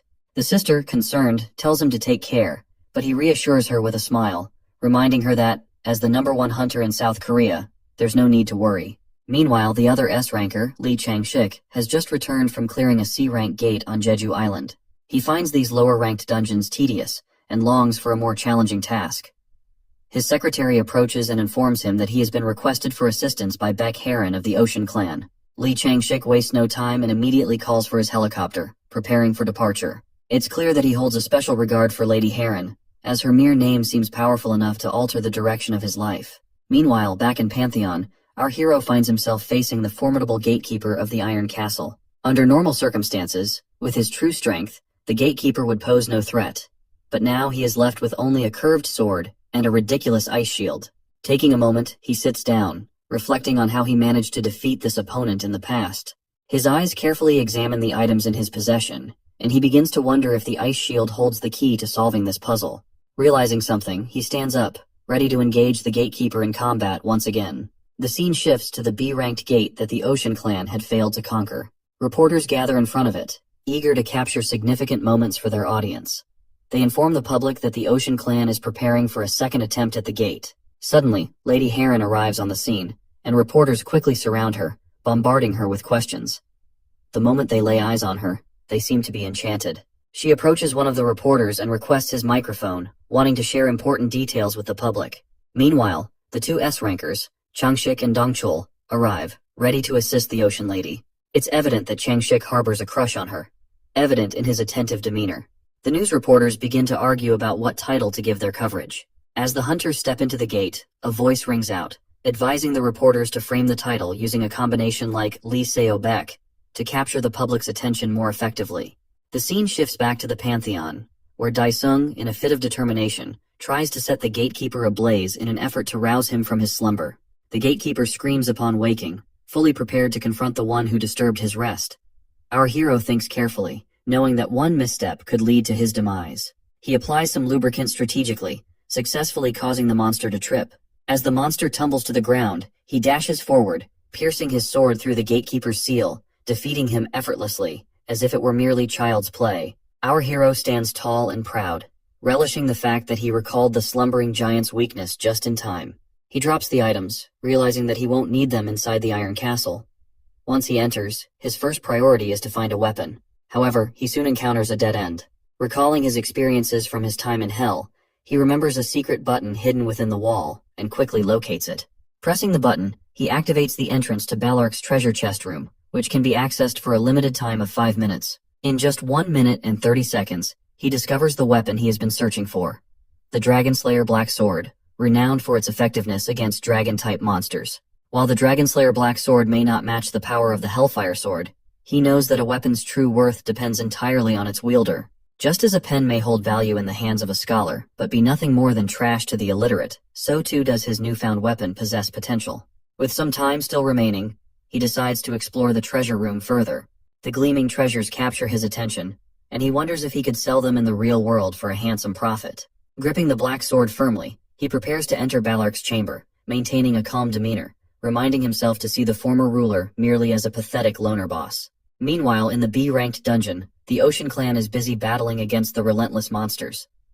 Dongchul grows irritated by the loud screeches of a particularly nasty creature and, in frustration, crushes its mouth to silence it. After striking his weapon against the monster's head, he shouts to rally the Ocean Clan, directing them to launch a coordinated attack. Amidst the chaos, Heron cheers for Dongchul, encouraging him. Just then, Changshik arrives on the scene, covered in blood and looking worn down. He asks Heron if she would truly go to dinner with him if he manages to clear the dungeon. Seeing him in such a sorry state, Heron quickly heals him, helping him regain his strength. Changshik then presents her with the head of an ogre king as a trophy. Heron looks amazed, asking him if he really soloed such a calamity-class threat. Noticing that the Ocean Clan still hasn't managed to take down the foul-smelling monster, Dongchul feels a wave of frustration wash over him, realizing he has been shouldering the burden alone. Changshik then turns to Heron, urging her to keep her promise about the dinner as he joins the fray. Confused, Heron wonders aloud when she made such a promise, trying to recall the details. The scene transitions back to the Pantheon, where our hero spends a significant amount of points to apply every buff potion available to him. As his stats boost, so does his morale, and he confidently steps into the final room. Upon entering, he greets his old adversary, Balark, but the reception is far from warm. Balark, clearly not in a hospitable mood, summons a lizard dragon to attack our hero. Meanwhile, Daesung stands off to the side, a smirk on his face as he activates blood neutralization, transforming into a demi-demon. The scene shifts to a live streamer, Yang Chil, who is currently analyzing the strongest hunter of the week in South Korea in his latest video. According to Yang Chil, the top ranker is Changshik, the youngest son of a prominent chaebol family. He emphasizes that Changshik has a deep passion for hunting, which contributes to his impressive ranking. In second place is Dongchul. If one were to summarize him in a single word, it would be daddy. As the director of Hope Orphanage, he has declared all those who lost their families to gate fractures as his children, providing them with care and support. In third place is the esteemed lady of the Ocean Clan. Yang Chil discusses the recent crisis involving the B-ranked dungeon, noting that these three hunters joined forces and successfully cleared the dungeon in just 6 hours. As Yang Chil wraps up his livestream, he notices Daesung on the web and feels an uncanny sense of familiarity. He soon learns that the Demon Lord has solo cleared a team-type dungeon, a piece of information that is hard for him to digest. The scene transitions to the Hunters Association building, where a man named Jaek scrolls through the daily news, his expression marked by displeasure at the increasing speed of gate clears. As his workday comes to an end, one of his friends invites him out for a drink. Jaek declines the offer, explaining that he has some matters to attend to at home, but assures his friend that he will join them next time. Meanwhile, back in the Pantheon, our hero delivers a single powerful strike to the lizard dragon, causing blood to splatter across him. The crimson stains remind him of his past, when he often found himself drenched in blood during his battles. He then turns his attention to the final boss, preparing for the confrontation. As the boss launches its first attack, our hero expertly dodges, bracing himself for the fight ahead. Balark continues his relentless attacks, but our hero effortlessly blocks them, treating the exchanges like a walk in the park. Then, Daesung announces that it's his turn, charging his sword with a vibrant purple aura. However, just before he can launch his attack, the boss surprises him with a new skill, catching him off guard. Irritated, Daesung watches as Balark invokes a Thunder Dragon skill, transforming himself into a winged monarch. With a mocking grin, our Demon Lord scoffs at the creature, derisively calling it a lizard trying to be a dragon. In an instant, he retaliates, obliterating Balark with a single powerful hit. Just as Balark falls defeated, a mysterious creature materializes before Daesung, claiming to be a divine heavenly being of some sort. The scene transitions back to Earth, where a serial killer stands over yet another heart he has collected. He contacts Jaek, the manager of the Gateseeker team, referring to him as his priest. The killer informs Jaek that he has successfully constructed an altar with the hearts he has gathered. Jaek responds with praise, assuring him that he will immediately contact the Hunter Association to arrange for a sacrifice. Curious, the serial killer asks when he should break the altar. Jaek instructs him to wait until he has amassed a substantial number of valuable sacrifices before taking action. The scene shifts back to our hero, where his system goes haywire, alerting him that it has been infiltrated by unknown beings. The status board reveals that the entity is one of the heavenly transcendents, but the rest of the information remains hidden. Suddenly, the system notifies Daesung that the field implementation has been completed. Recognizing this as the perfect moment, our hero activates the absolute body reinforcement he has just received. The heavenly creature then questions whether Daesung intends to interfere with their plans, launching an aura ball attack at him, convinced that he is finished. To the creature's shock, our hero emerges unscathed, defying its expectations. In an instant he retaliates, attacking the creature with a powerful fist. The creature boasts that it cannot be harmed, but Daesung's hand passes right through it, leaving the creature momentarily stunned. With a smirk on his face, Daesung taunts the heavenly creature, asking if it is still so confident. He then unleashes the ultimate skill of Hell, known as Hellfire Eternal Pain, a devastating attack that can only be used within this very domain. The creature finds itself overwhelmed by the sheer power of the attack, and as it is engulfed by flames, it begins to vanish into a black hole. In a last desperate attempt, it whines that it will tell its mommy about this. The system promptly notifies our hero of the sudden disappearance of the heavenly creature, confirming that it has been somehow defeated. Daesung is then directed to take his place on the throne to complete the quest. His Highness touches the wall, which begins to shift and morph into the shape of stairs. As he ascends, the monsters of hell offer their praise, clamoring for him to free them from the bottomless pit so they can exact their revenge. Upon sitting on the throne, Daesung completes the quest. The monsters he defeated during the challenge are summoned as his minions, but he quickly finds their noise overwhelming. With a wave of his hand, he instructs them to leave until he calls upon them again. Meanwhile, back on Earth, an A-ranked gate has suddenly emerged, causing a significant uproar. Questions flood in from every direction as the association president enters the building, facing the mounting pressure from concerned hunters and the public alike. The association president turns to the branch manager, asking if this new gate resembles the one that reduced a city to ashes 5 years ago. The branch manager promptly fills the president in on all the details he has gathered about the gate thus far, outlining its potential threat and the urgency of the situation. In response, the president issues a decree to mobilize all hunters available and requests assistance from the World Association to handle the impending crisis. The scene shifts back to Daesung, who meticulously checks all of his skills and the extent of his implementation so far. Realizing that he still finds them insufficient, he decides to acquire a few more skills. With that goal in mind, he enters the treacherous Spider Valley. Meanwhile, the president of the association has organized a conference with all of his higher-ups. Even those who cannot attend in person join via video call. The branch manager informs the president that all arrangements have been made, and emphasizes that the purpose of this meeting is to find a solution to the A-class gate that has recently appeared in Dogok Dong. In the next scene, a prison van is shown transporting Jun Young, who sits handcuffed inside. He wonders who could have killed Seokwoo, noting that not even the highest-ranked assassin could have executed such a trick. The realization unsettles him, making him fear that something significant is unfolding. At this very moment, his thoughts are consumed by concern for Cho Young. Meanwhile, Cho Young struggles to eat, blaming herself for everything that has transpired. The nurse gently urges her to consume at least one meal a day if she wants to live. Otherwise, they would have no choice but to transfer her to IV fluids. Tears stream down Cho Young's face as she feels both powerless and worthless, grappling with the weight of her emotions. Back in the conference room, the availability of the hunters is being discussed. Jong-soo, the leader of the fortress class, informs everyone that their ace, Ryu Seoyeon, has not yet returned from her training. Meanwhile, Cho Han-wook, the vice captain of the Marvel clan, mentions that his captain, Han-ul, is currently occupied with the development of an aura weapon in Silicon Valley. The branch manager then turns his attention to the S-rank trio, who recently conquered a B-ranked dungeon, inquiring about their availability for the upcoming mission. Dong-chul lazily expresses his interest, noting that he doesn't see any other option. Chung-shik agrees as well, citing his obligation to keep his promise to Harin regarding their date. At this, Harin playfully protests, insisting that she has already gone on a date with him. Chung-shik counters, arguing that it shouldn't be considered a proper date since Dong-chul also joined them, leading to a light-hearted exchange between the three. Dong-chul intervenes, assuring the manager that he will handle the situation, and emphasizing the need for support from all available A-rank hunters. In response, the president instructs the branch manager to arrange for 100 A-rank hunters, along with 100,000 ether cores. Voices of dissent rise in the room as some express their concerns, arguing that this amount is excessively large, representing an entire year's budget for the Hunter Association.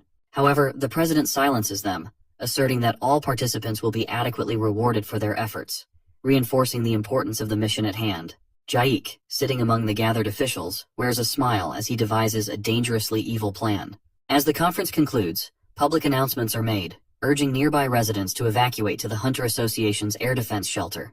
As dark clouds begin to gather and pour, the hunters prepare themselves for the impending challenge. Once all arrangements are complete, they gather around the gate, murmuring about the sudden appearance of this unexpected gate, creating an air of unease and anticipation among them. Many A-rankers expressed that they have joined the mission because of the presence of the S-rank trio. Otherwise, they would have never dared to enter the dungeon. Sensing the danger that lies ahead, Dongchul playfully teases Chengshik about whether he still wants to go on that dinner with Heron. With a determined spirit, Dongchul encourages all the hunters, motivating them to fight together. He offers some pieces of advice before leading everyone into the dungeon. As they enter, they find themselves in a surprisingly peaceful place.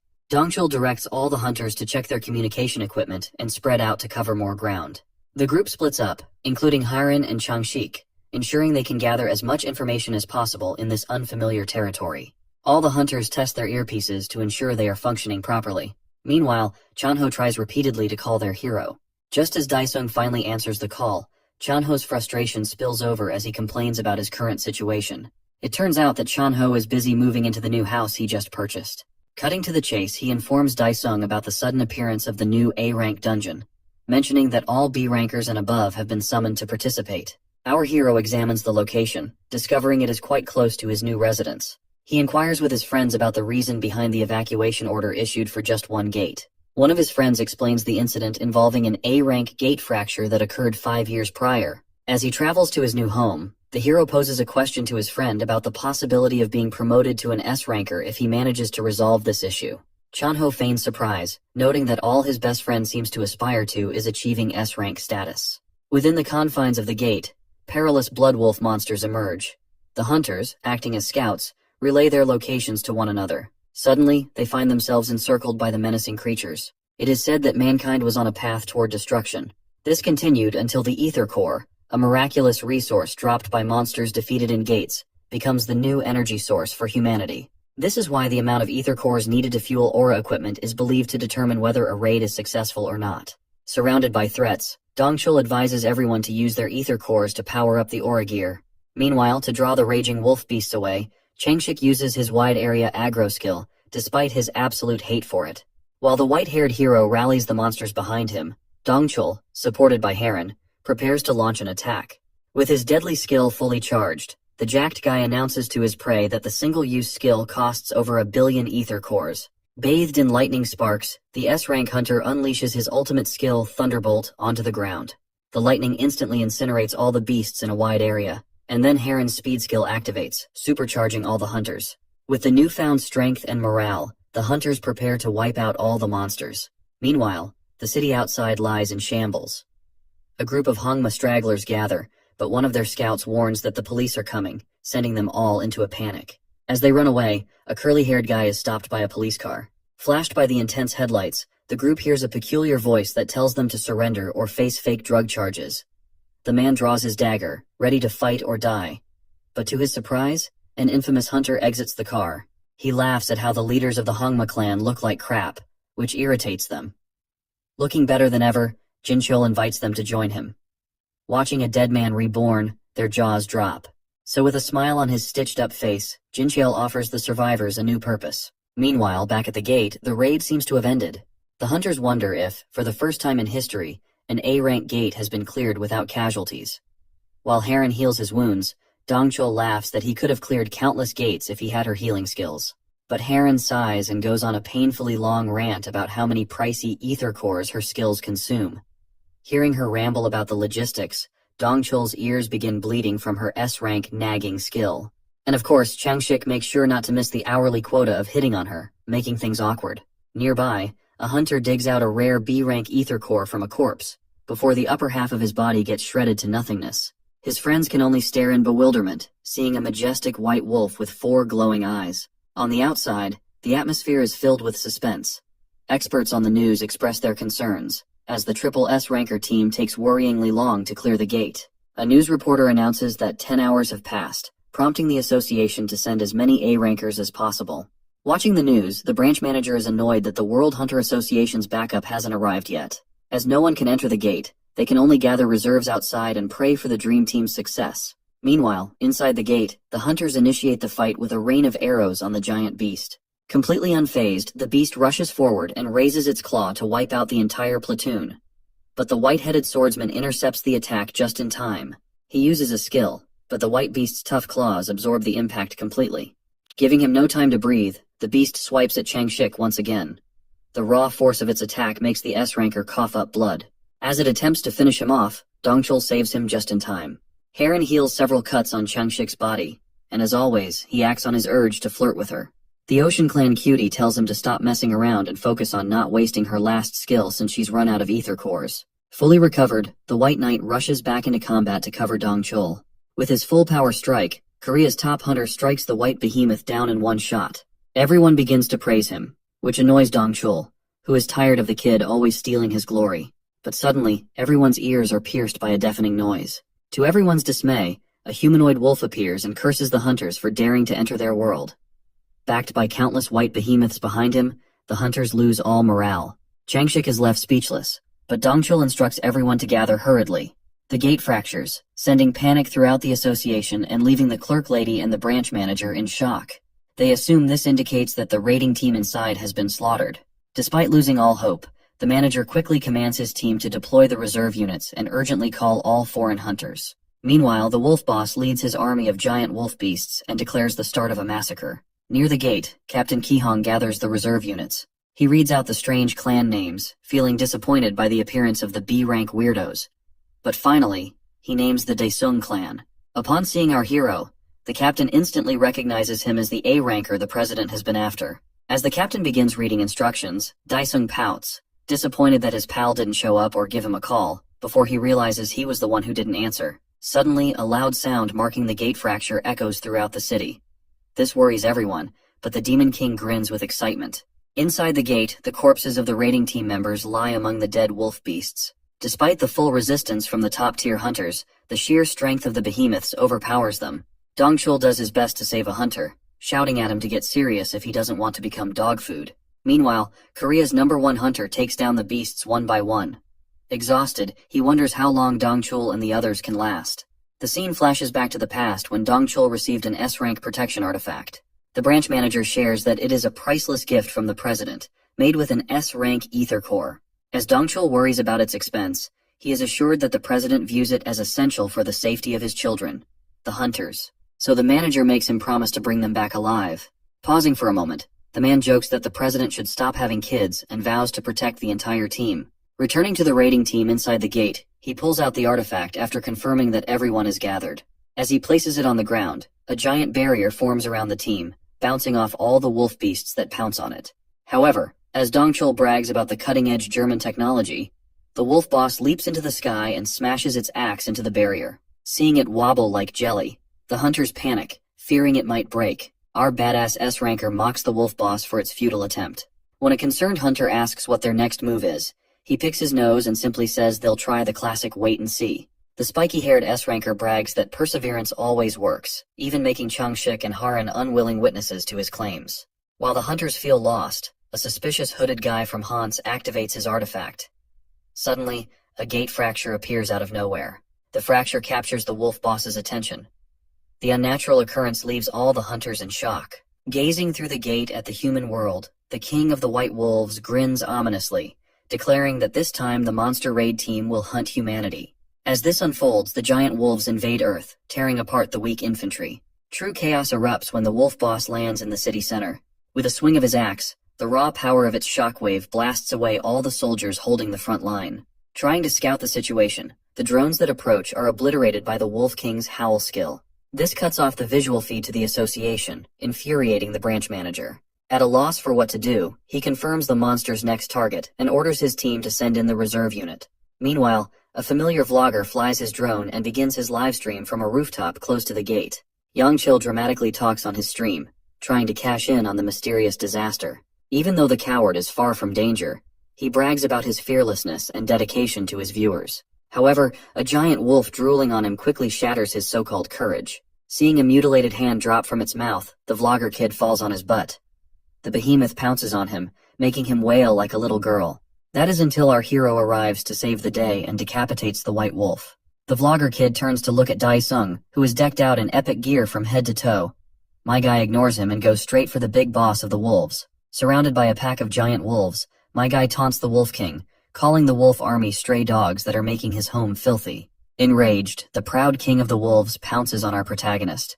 However, His destructive axe attack is easily blocked by the ruler of Hell. In the meantime, at a shelter near the gate fracture, panicked civilians trying to get in open a certain live stream on their phones. Funnily enough, despite the association losing their drones, our vlogger kid manages to monopolize coverage of the disaster with his live stream. After hitting 1 million views, the greedy kid continues to stream without a care for his life. In the control room, the clerk lady opens the live stream on her phone and shows it to the manager, leaving everyone shocked to see our A-rank hunter facing off alone against the threat that overwhelmed 3 S-rankers.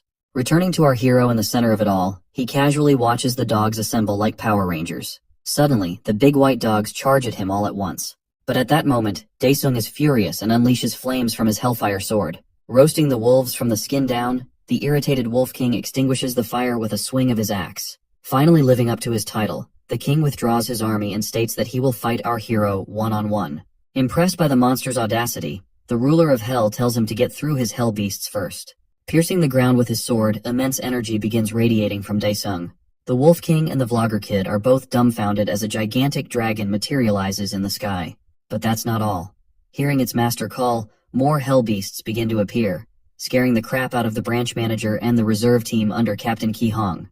Watching my guy backed up by his epic summons, the wolves can only growl in fear. Using the Wolf King's own words against him, our Demon King orders his slaves to destroy the others, while he takes on the big boss himself. Seeing the giant dragon descend, Captain Ki Hong and his unit approach Daesung's summons. As they watch the dragon maul the wolves with its claws, Ki Hong is left wondering if the majestic white beast is a friend or foe. The other 2 summons chase down the previously terrifying wolves as if they were little puppies, effortlessly hunting them down.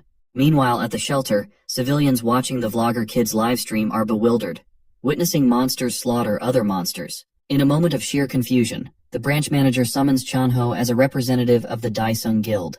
Not wasting a word to break the ice, he outright asks Daesung's pal to share details about the legend himself. In the meantime, the legend in question continues to talk trash to the Wolf King for fun. He approaches it menacingly, prompting the proud monster to unleash a powerful blow on him. But my guy easily blocks it and, with a scary grin, launches a flurry of his own attacks, overwhelming the proud dog. Impressed by its abilities, our hero commends the A-rank boss, who seemed like a barking dog with no bite. However, the proud boss monster suddenly starts doing gymnastics to break free from the Demon King. When the ruler of Hell invites the Wolf King to make his next move, the dog curls its tail and begins dashing away at full speed. Our boy is left speechless, but it seems the Wolf King has realized that his immense power comes from the pandemonium. However, the Demon Lord doesn't let it end there. Catching up, he asks the dog why it's running on 2 legs. He kicks it like a bully, forcing the proud king to tumble like a puppy learning to walk. As if the humiliation isn't enough, he makes sure to prevent its escape. He commands his dragon to grab the dog, making the puppy stare with its jaw stuck open as giant talons graze it along the ground, giving it a good shave. Standing over the road-burned white pup, my guy gruesomely cuts it open to extract a core. Meanwhile, the 3 S-rankers also exit the gate fracture. Dongchul expresses his frustration upon finding no reinforcements. Heron does her best to save those still alive and urges the top 2 hunters of Korea to work together against the wolf boss. Dongchul takes off, leaving Heron alone. Suddenly, she senses demonic energy and a tiny scream escapes her lips moments before a wolf leaps upon her. But of course, no one would let the Ocean Clan's cutie die. The oversized dog's lopped-off head bounces away, cleanly sliced off by our knight in shining armor. Bake Heron is left staring in awe, but my guy, not even recognizing her, asks if she's a hunter or not. Bewildered to see the monster that Korea's #1 struggled against beaten in 1 shot, she is stunned. Speaking of the devil, Chengshik lunges at the man stealing his crush's heart. Of course, Daesung smoothly evades it. Both Heron and Dongchul call out Mr. Top Hunter for his strange antics. Yet the white-headed swordsman feels confused himself. Shocked to watch a seemingly random guy dodge his blade with ease, he says he mistook our boy for a monster. Upon hearing this, everyone takes a moment to ponder his words. Chengshik clarifies that of all the monster auras he has encountered, Daesung possesses the strongest. His detection skills impress our demon lord. Acknowledging one another, the 2 introduce themselves. With that, the disaster ends, and the scene shifts to a meeting of the S-ranks with the association president. Dongchul smiles, feeling glad that the president's expensive artifact saves many lives. However, Chengshik points out that they should focus more on the gate fracture. Still, Heron can't stop thinking about our abruptly awakened Demon King transforming from comatose to top G. Cho Hanyul, the masked S-ranker, remains silent, so the president presents his main purpose, whether to promote Daesung to S-rank or not. Of course, no one has any qualms about it, and Haran even jokes that the others can take more holidays if the president uses him instead. Changshik acknowledges his power, adding that he achieves the unthinkable feat of clearing an A-rank gate solo. But the masked S-ranker finally speaks up, remarking that he is already far above S-rank. Meanwhile, on his newly viral channel, Vlogger Kid interviews the bald geezer, pretending to have a strong relationship with our guy. Whereas in the Daesung clan's main office, Chanho is amazed to see his pal's name trending on every video across the web. With that, the man of the hour walks into his office. Chanho greets him enthusiastically, like a true suck-up, making our guy wonder if his friend is high on something. Getting straight to business, Daesung asks his best friend the reason for the call. His pal reveals that they're going to get his brand new license. News anchors from all over gather outside the Hunters Association building, anxiously awaiting our hero's arrival. So, the man of the hour arrives with his best pal by his side. The girls in the crowd gush over our hero, and Chanho suggests they raise a hand for his fans. As soon as he merely lifts his hand, the ladies start screaming and begging him to marry them, leaving him at a loss for words. Inside the president's office, the graceful man expresses his gratitude for Daesung's services. Chanho laughs, mentioning that they are only doing their duty. With that, the president instructs his secretary to bring out the shiny new S-rank license. They stare in awe at the object most people never even get to see. Thus, the president congratulates our hero and offers him one demand that he will absolutely fulfill. Intrigued, our demon lord gets a genius idea to become a billionaire sitting at home. Confirming that anything goes, he mischievously grins and asks for unlimited access to all gates. This does not sit well with the clans, who are infuriated by him monopolizing all the gates. The president recalls Hanyul's advice, noting that they can't reject the most valuable hunter's conditions. Our guy humbly demands the right for his summons to solo gates. The graceful old man is baffled to hear that a single summon can clear a gate. The scene shifts to a goth girl, Ryu Seoyeon, browsing her computer. Seeing our protagonist all over the internet, the Fortress clan's Hell Witch becomes infatuated with him. Thinking she's found the one who can cure her, she shocks her father by leaving her room for the first time in 6 months. Seoyeon embarks on a search for her hero. Meanwhile, multiple representatives from the clans gang up on the branch manager like frustrated single mothers at a superstore. They complain that Daesung leaves no gates for the smaller clans, stealing their livelihoods. They stress that it's absolutely unfair. Watching this unfold, the manager, despite already expecting it, innocently asks what he can do for them. A solution arises to limit Daesung's attacks on high-rank gates and team up with them on A-rank ones. On the other hand, unaware of how many enemies he's made, our boy is busy losing games.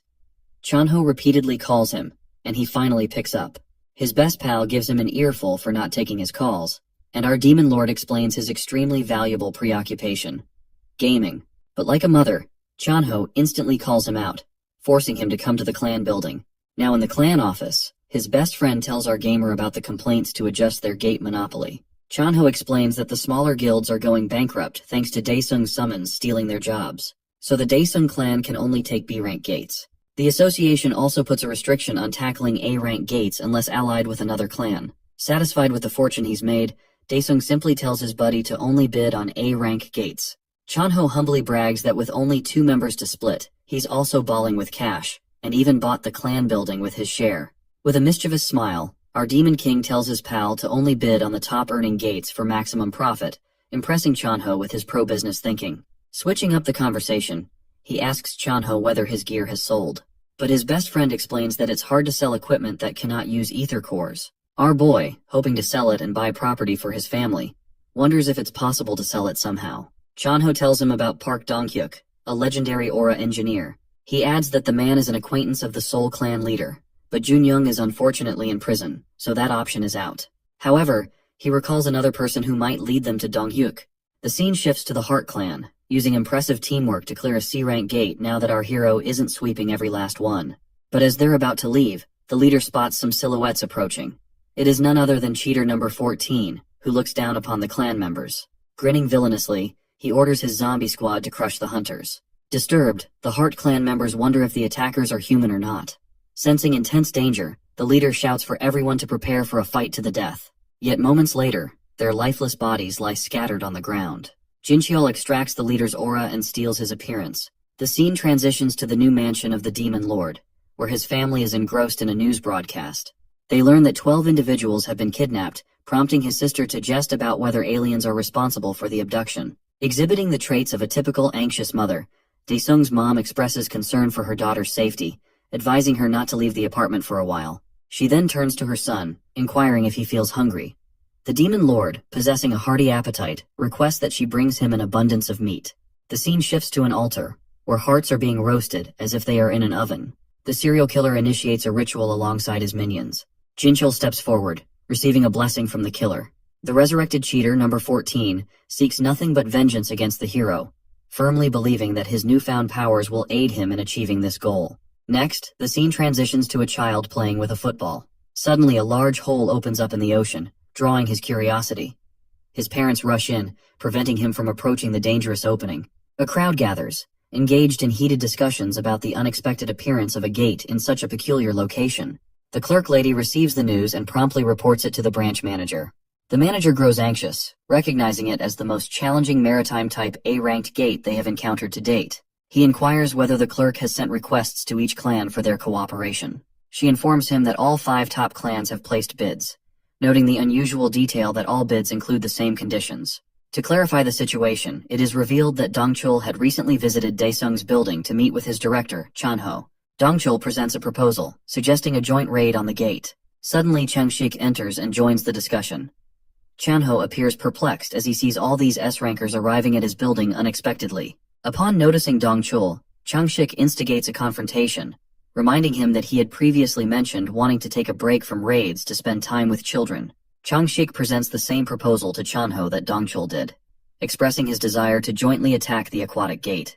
He even offers to cover all expenses related to information and other essential needs. Meanwhile, the Ocean Clan appears to share a similar mindset.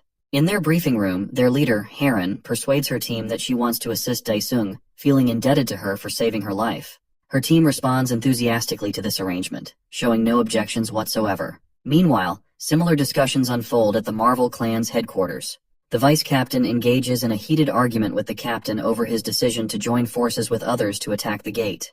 Captain Johan Ul responds that he wishes to meet Daesung, seeking to learn more about his abilities, which seem to surpass even S-rank. Returning to the hero, he is occupied with assigning guard duties to his shadow minions. He designates the top 2 minions to protect his family in his absence. The minions express their eagerness, vowing their lives to carry out this order without fail. As the demon lord steps out of the pantheon, the Hell Witch Ryu Xiaoyan notices him and questions whether this portal is the source of his inexplicable strength. She introduces herself as the backbone of the Fortress clan. However, Daesung refers to her as Fortress Kid and demands to know her business. She approaches the hero, staring intently into his face, and asks for his assistance. As she draws closer, he instinctively pushes her away, only to discover that she transforms into a black magic doll. The hero contemplates whether she possesses ninja-like skills to achieve such a feat, but suddenly, he detects a demonic aura emanating from the doll, prompting him to wonder if there is any connection between them. In the following scene, the clans gather along the coast, preparing for the impending operation. They spot a flying dragon soaring toward them. As it draws nearer, Daesung descends from the dragon, landing gracefully before the assembled clans. While everyone marvels at the idea of riding a dragon, the hero feels irritated by the ride's quality. He spots the same ninja girl from earlier, cursing everyone and biting her finger in frustration. He approaches her, questioning whether she is also from Hell. The Hell Witch, unsure of what he means, simply nods in agreement to whatever he says. Surprisingly, she feels a sense of positivity in his presence, and finds herself able to tune out the surrounding noise when he is near. She then requests that he stay with her in the gate. Before the Hell Witch can receive an answer, her longtime rival, Lady Heron, arrives on the scene. The animosity between them is evident from the Hell Witch's expression. They begin to clash, but their fight is abruptly halted as the hero unleashes an almost invisible wave attack to intervene. With the confrontation settled, it becomes time for them to proceed toward the gate. The Hell Witch, reluctant to leave the Demon Lord's side, insists on tagging along in his boat, which he finds quite annoying. The atmosphere grows tense, as the serial killer has just joined the fray, likely intending to interfere with the hero's plans, perhaps even targeting his brain. As the boats pass through the gate, the atmosphere thickens further, and dark clouds blanket the sky. Lady Heron activates her detection skill, which is renowned among the people for its effectiveness. She senses the approach of monsters, and quickly readies everyone for an attack. However, instead of encountering hideous creatures, the hunters find themselves face to face with adorable little spirits, so charming that no one perceives them as a potential threat. Suddenly, they are struck by a massive wave of water, and a colossal Queen Giger monster emerges from beneath the ocean's surface. The mere sight of the terrifying creature sends most of the hunters into a state of panic. The monster unleashes countless tentacles, seizing control of the white spirits and using them to pull the hunters toward it. Fortunately for them, the hero draws his dagger and intervenes, saving them from certain doom. All he desires is to return home quickly, and the fastest way to accomplish this is by defeating the boss monster. Suddenly, the creature dives back into the depths and disappears from sight. Daesung, albeit reluctantly, turns to the Hell Witch, seeking her assistance in exchange for resolving her own dilemma. He assigns her the task of capturing the monster and luring it out from its hiding place. She promptly agrees to his request and sets off to fulfill her task. Meanwhile, the hero calls over the Ocean Clan leader, asking her to handle the flying monsters. Heron, initially confused by his words, soon looks up and spots a swarm of bugs descending upon them from the sky. As everyone engages in battle with the monsters, Jinchul busies himself with an evil scheme. He activates his stealth technique, going into hiding as he declares his mission to be the hunt for the hunters. The Hell Witch, having made her preparations, dives into the ocean, ready to prove herself. The scene transitions to a coffee shop where Choyoung has been invited by Chanho. Upon his arrival, he finds her already there, waiting ahead of time. They exchange formal introductions, establishing a courteous atmosphere. Meanwhile, the scene shifts back to the confrontation, where the Hell Witch employs her scent skill to draw the monster back to the surface. Daesung sprouts wings from his back and unsheathes his sword, dashing toward the beast. His system alerts him that his Flame King's breath skill has been modified, allowing the cloud of flames to precipitate. Without hesitation, he activates the skill, launching a massive ball of fire directly into the monster's mouth. The monster quickly snaps its mouth shut, wondering if it has captured something. Within seconds, blisters erupt across its body, culminating in a massive explosion. The Hell Witch, witnessing the spectacle, realizes that the hero exceeds her expectations. She shouts at him to uphold his part of the promise and fix her. Our hero responds, asking her to wait a little longer, as there are still some monsters remaining to deal with. Meanwhile, Hiren remains occupied, fending off the attacks of the sky monsters. She employs her aura skill to boost her team's morale and strength. At the same time, Jinchul's team readies their nefarious plan. Jincheol steps onto Hiren's boat, deciding first to eliminate the celebrity, before seeking his revenge against the hero. As Jincheol approaches Lady Hiren, he senses an ominous presence closing in on the boat. His anxiety spikes when he realizes it is Daesung. Irritated, the hero strides toward Lady Hiren's boat, questioning her about the status of her progress. Lady Hiren responds that she is doing her utmost to handle the situation. As Daesung nears her, Resurrected Cheater number 14 seizes the perfect opportunity to strike, aiming to kill him and finally exact his revenge. Just as Resurrected Cheater number 14 thinks this, the hero's Saju eyes activate, a skill that detects all hostile targets within a 1-kilometer radius. He switches to Scorching Flame mode, launching a fireball that targets not only the monsters, but also Jinchul's team. Chaos ensues among the Ocean Clan as they find their comrades suddenly under attack. Hiren demands an explanation from the hero, but before he can respond, Jinchul materializes before them. The attack has neutralized his stealth skill, and he seethes with anger at the hero for the disruption. Hunters standing nearby stare at Jincheol, questioning his identity. Daesung asks him if he is a sea monster who somehow survived that day, but all the Resurrected Cheater seeks is revenge. He injects himself with a drug that envelops him in a dark aura. With a guttural cough, he spits out a black substance before diving into the sea. The nearby hunters quickly identify Jinchul as a member of the Hongma clan, but they are baffled by the fact that he was believed to have died at the testing site. Suddenly, a black fog engulfs their ship, obscuring the hunter's vision. Tentacles radiating an evil aura rise from the water, piercing through some of the hunters. As one tentacle reaches Lady Hiren, breaking her barrier, the hero reacts swiftly, catching it with his bare hand and saving her from harm. With his bare hand, the hero twists the tentacle, forcing the monster out of the sea with a howl of pain. Jinchul emerges as an S-class Geiger King monster, exuding confidence that he will finally achieve his revenge. Channeling all his strength, Jinchul unleashes a powerful attack aimed directly at the hero, eager to witness his demise. The scene shifts back to the coffee shop, where Chanho assures Choyoung that they are prepared to exhaust their last resources to save her director in exchange for her assistance. Eager to save her director, Choyoung inquires about the assistance they require from her. Cutting to the chase, Chanho asks if she can help them get in touch with Dr. Park Dong-hyuk. Choyoung responds that the doctor's whereabouts are highly confidential and suggests that he should discuss it directly with her director instead. Meanwhile, the monster has successfully knocked all the hunters into the water. Daesung contemplates using his special skill but hesitates, knowing that it could endanger everyone around him. Reluctantly, he allows Jinchul, now transformed into the Geiger King, to ensnare him in his tentacles. Jinchyo launches a fierce attack aimed at the hero, determined to kill him this time. The Ocean Clan members stand petrified, but suddenly they spot the hero soaring above them, ready to confront the impending danger. Surprised, Haran asks the hero how he managed such a feat. But Daesung warns her to stay clear of his attacks if she wants to survive. Dashing through the air, the hero activates his extreme fury skill, creating a blazing zone of fire. In an instant, Jinchul is blown away into smithereens, vowing that he will wait for the hero in hell. The crowd erupts in excitement and disbelief at the hero's unexpected victory. Suddenly, Daesung receives a notification regarding the existence of the haunts, and he gains new skills: stealth and transformation, along with the ability to use ether aura. As the gate clears, the old Baldy arrives with his Porter clan, humorously named the Rice Cake. This time, he isn't alone. The live streamer has also joined them, and to everyone's surprise, he now boasts 1 million subscribers. He shares his first experience as a porter at the aquatic gate, introducing the Baldy to his viewers. One viewer, genuinely impressed with his videos, sends a donation of 100,000, boosting the excitement in the chat. The scene now shifts to the Fortress Clan's training center, where the Hell Witch has dragged the Demon Lord along to help her eliminate some ghosts. In a playful act of annoyance, he flicks her forehead, which only serves to irritate her further. My guy explains to her that there are no ghosts present, only a magic spell that he has suppressed for the time being. Curious, he then asks how and from where she acquired such a magic seal. The Hell Witch beams with pride as she admits that she has entered an awakening portal. She requests him to keep it a secret, and elaborates that sometimes an awakening portal materializes within a monster gate. Driven by her desire to awaken, she explains that she took the perilous risk of entering a portal she stumbled upon, fully aware of the dangers involved. Daesung ponders whether Hell has similar portals of its own. Suddenly, he receives an emergency alert from the Pantheon, indicating that a celestial being has invaded the Ghost King's territory, compelling him to respond immediately. He informs the Hell Witch that their deal has been addressed, and prepares to take his leave.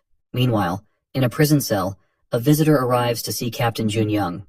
As the door swings open, Choyoung stands before him, ready to discuss matters of significance. Choyoung's presence brings a sense of peace to Captain Junyoung, who is relieved to see her in good health.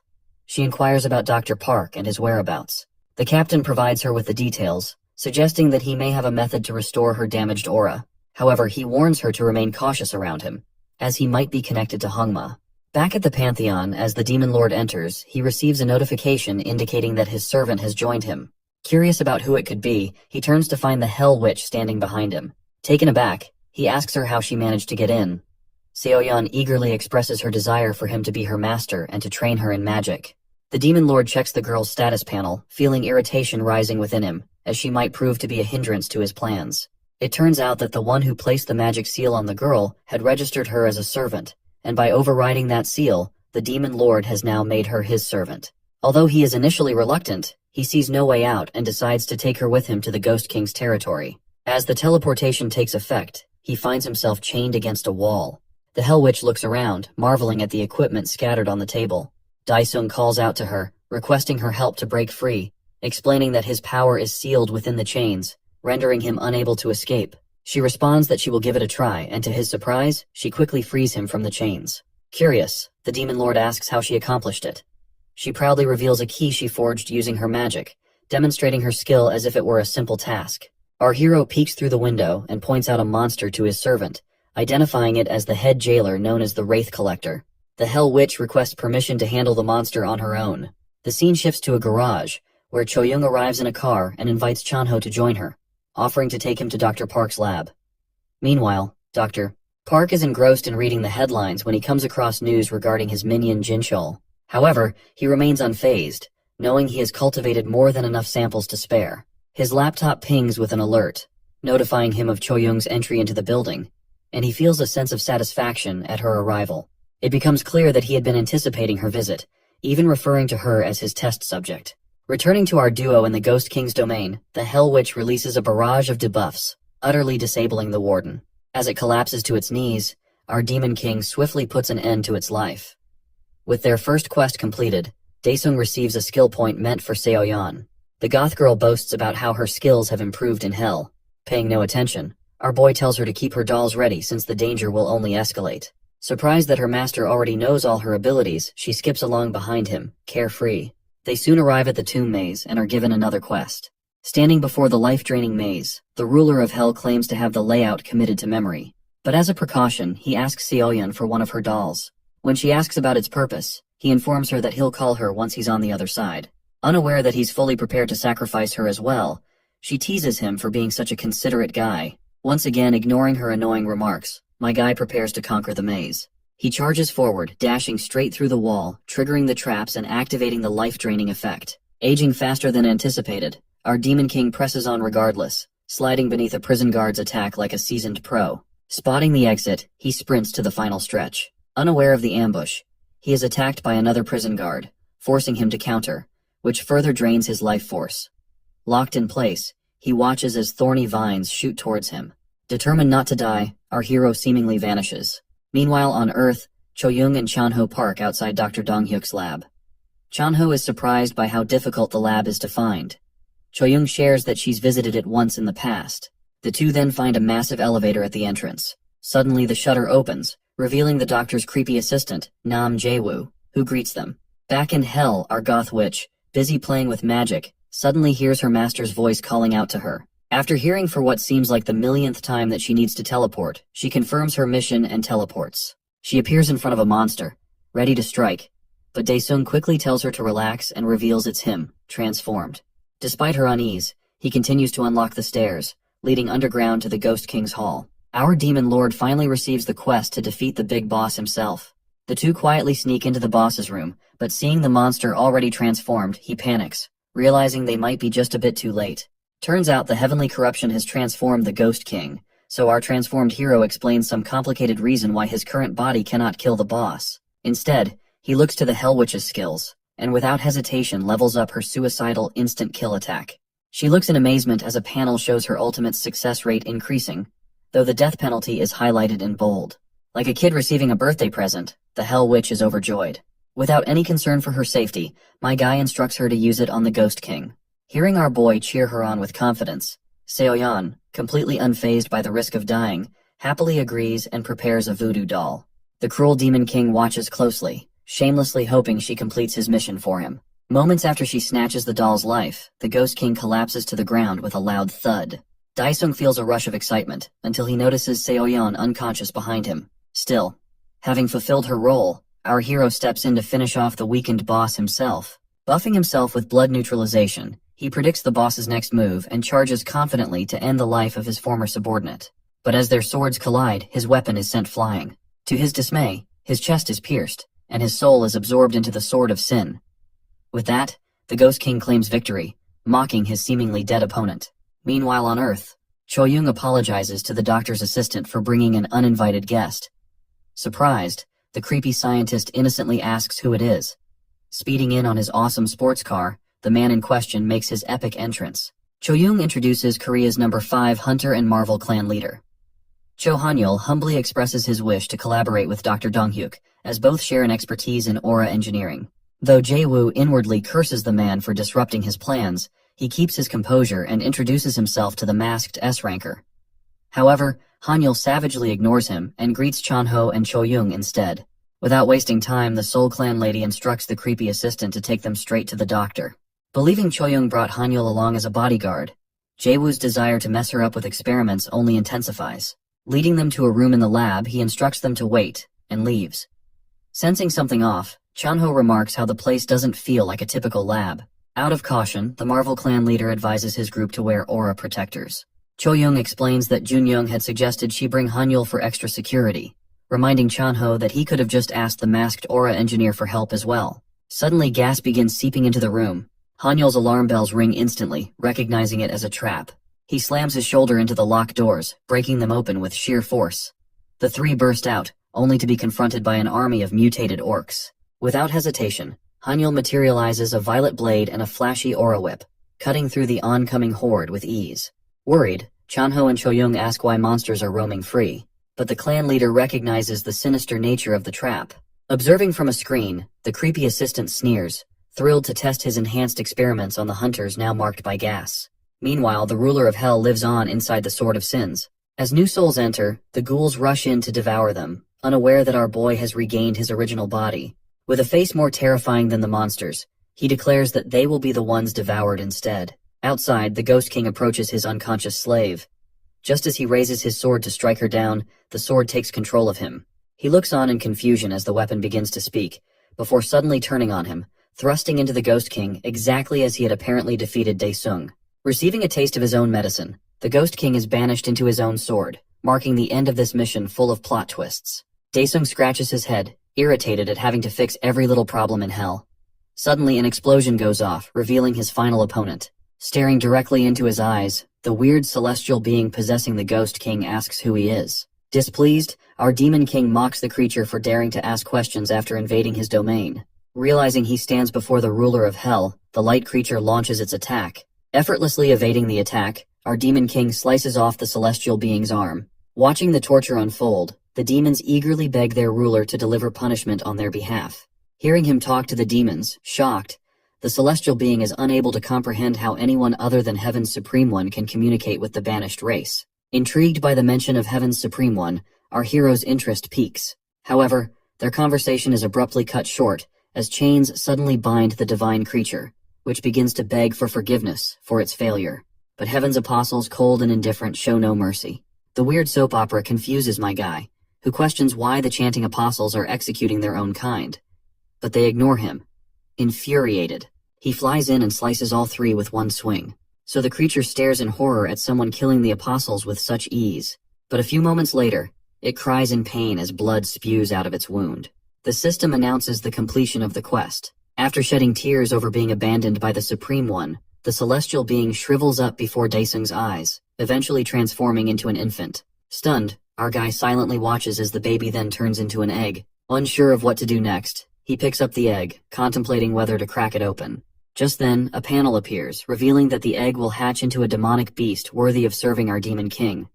Intrigued, he immediately begins the hatching process. The egg is engulfed in flames, and a 1-hour countdown appears. Meanwhile, back in the lab on Earth, Chanho questions why Jae-woo would commit such heinous acts. Receiving no reply, Cho-young asserts that Jae-woo has taken over the lab for his inhumane experiments, and likely keeping Dr. Dong-hyuk hostage. Just as they piece things together, one of the experiment subjects spots them. Staring at the grotesque monstrosity, the other two are horrified. Han-yul quickly realizes it's the result of a human-monster fusion experiment. The creature, with its twisted human head drooling, mutters about wanting Cho-young's head instead of its monstrous one. Seizing the opportunity, Cho-young shoots the abomination to distract it, giving the clan leader the perfect opening. With a swift and powerful attack, he blows away the monstrous head. This infuriates the orc guy. When Han-yul tries to attack him again, he pummels him with his giant mace, launching the masked hunter into a wall. Seeing Cho-young fire at him, the orc guy drools at the thought of having her head on his body again. Meanwhile, in the Pantheon, Seoyeon anxiously keeps watch over Daesung's egg until it finally hatches, revealing a fairy-like creature. The tiny being floats up and asks who its master is. However, Daesung wastes no time and instead presses it for information about its kind, the heavenly beings. To his frustration, the floating pet claims to have no memory of heaven. Annoyed by how useless his prize seems, our Demon King starts reaching for his sword. But Seoyeon, who has always wanted a pet, pleads with him not to kill it. She quietly urges the little creature to prove its value if it wishes to be spared. Eager to oblige, it summons a celestial store.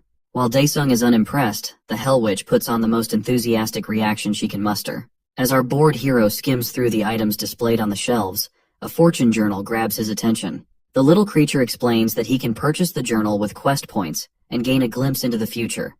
The system further clarifies that once a week, he can view up to 24 hours ahead. Upon learning this, he quickly hits the buy button. A scroll materializes before him, disclosing information that makes my guy serious all of a sudden. Immediately after, Daesung leaves Hell, telling Seoyeon to head home. The Hell Witch playfully remarks that he shouldn't abandon his disciple, but he calmly suggests she focus on repairing her doll. As her nagging continues, Daesung turns back with a deadly serious expression, silencing her at once. Back in the lab, although Han-yul seems knocked out, smoke starts puffing from beneath his suit. Revealing a cyberpunk-style design, Korea's number 5 hunter stands up in anger, now forced to play his hidden card. He launches himself toward the orc guy, driving his metal fist into the mutant's face, completely distorting it.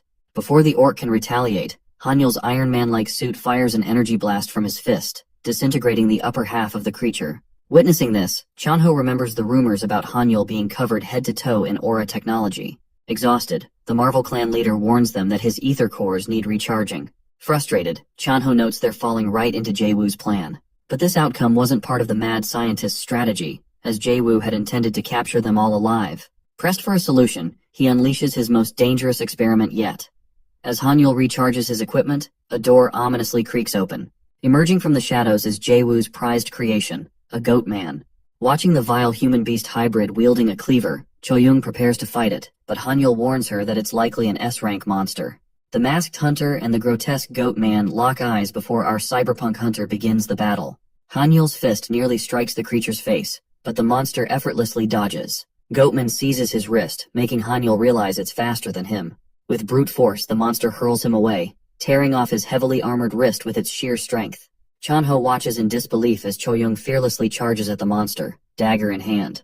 As expected, the creature vanishes, teleporting behind her and sending her crashing into a wall. Luckily, the Marvel clan leader's aura protector activates just in time to save her. Refusing to go down easily, the S-rank hunter seizes the distraction to charge an energy beam with his remaining hand. Unfortunately, the goatman leaps from wall to wall like a ninja, slicing through his remaining hand before forcefully stomping Korea's number 5 hunter into the ground. This enrages our boy Chanho, who commands the grotesque goatman to halt its assault. Goatman teleports right into Chanho's face, laughing at what it perceives as a weakling trying to act brave. Putting on a strong front, Chanho boasts that he knows someone who would easily slaughter the ugly creature. Unfazed, the goatman brings its cleaver down on him, only to have the blow intercepted by an amorphous shadow. To everyone's astonishment, the figure that emerges from the shadow is our boy Dae-sung. While he jokes with Chanho about whether he's still alive, the goatman attempts to finish off Cho-young. However, our demon lord sends forth another shadow to block the monster's lethal strike. Drawing the goatman's attention, our hero tests out his new stealth skill, rendering himself invisible. The bewildered goat looks around in a panic before unleashing a deafening howl to locate him through sound. Dae-sung finds it impressive how the goat behaves more like a bat. Meanwhile, from his control room, Jae-woo grows frustrated at the sight of such a significant threat to his plans. As a last resort, he presses the large red forbidden button to unleash his chimeras. The lab system announces that it will self-destruct in half an hour after releasing the poisonous chimeras. Reluctantly, Jae-woo abandons his lab, confident that even the strongest hunter will fail against his creations. Upon hearing the announcement, our hunter squad finds themselves surrounded by a horde of mutated human-monster hybrids. Cho-young observes that the lab has turned into a monster factory under the creepy scientist's rule. Out of nowhere, Hanyul explains that the creatures were probably created by injecting humans with awakening ampules.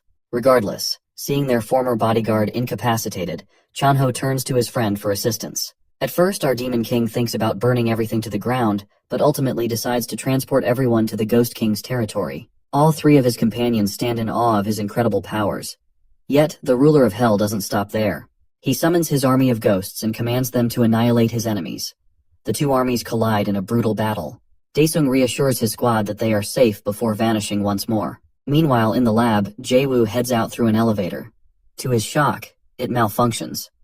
Shadows creep in from the door, where our hero peeks at him. The mad scientist is left paralyzed, staring at his arch-nemesis standing directly before him. Like a true madman, Jae-woo begins grinning and invites our demon lord to end his life. Grabbing him by the collar, my guy demands to know his motivations behind the mutant experiments. Jae-woo stands dumbfounded, so our hero activates his newly acquired skill, Ghost Eyes, to delve into the madman's mind. Inside, he witnesses the past, where Jae-woo nearly perishes under the gaze of a giant floating eye. A few memories of the Jinchul experiments flash by, revealing a masked bishop apparently granting Jae-woo access to Hans's body after he offers sacrifices. Having seen enough, my guy slams him into the wall. Realizing that the mad scientist traded countless innocent lives to extend his own lifespan, Dae-sung decides to punish him personally for the rest of his long existence. With only 1 minute left until the lab implodes, a goat man in a white coat suddenly appears, using a master key to halt the self-destruct sequence. To his surprise, our hero pops up from behind. He is confused to find another goat hybrid, who introduces himself as Dr. Dong-hyuk. A few moments later, our hunter squad gathers to meet the doctor. He expresses his regret and accepts responsibility for everything. The goat doctor also confirms that there is enough evidence to prosecute his mad assistant. Like kids who judge every strange person they see, Chanho whispers that he can't believe that it's the doctor, but Cho-young confirms that his voice matches. However, Hanyul is fascinated that the doctor's mind is intact even after fully fusing with a monster. But the doctor is far more impressed by his cyborg body. The goat doctor recalls Cho-young's aura injury and mentions having an ampule that might completely cure her. But our hero interrupts, asking the question on everyone's mind. What did he do to end up as a goatman? Dongyuk's face pales as he reveals that he was the first test subject for monster fusion. He justifies his actions by explaining that he saw it as the only way to confront increasingly formidable monsters. Thus, he and Jae-woo experimented on terminally ill patients. He explains that due to an accident during the experiment, his original body was lost despite the test's success. But Daesung expresses his annoyance at the doctor being completely ignorant about Hans. When Chanho asks who they are, our hero explains that the cult is responsible for the strange gates appearing recently. Meanwhile, Jae-woo awakens to find himself naked and restrained in hell. He begins to panic, shouting for someone to kill him. However, one of the Ghost King's prison guards readies his heated blades, preparing to skin the wretched man alive for eternity. The scene shifts to the Hans's meeting point, where all four bishops are engaged in a serious discussion. The Eastern Bishop, Elheim, informs his comrades of an unexpected incident that has taken place in the East. The other bishops, particularly the Southern Bishop named Azar, express a keen interest in hearing more about the situation. Elheim gets straight to the point, revealing that he has lost 2 of the Dimension Takers he had authorized in Korea. The other bishops begin to debate the possibility of such an occurrence, arguing over the implications and likelihood of something like this happening. The Southern Bishop requests that all the others deploy their highest-grade Dimension Taker to address this unexpected threat.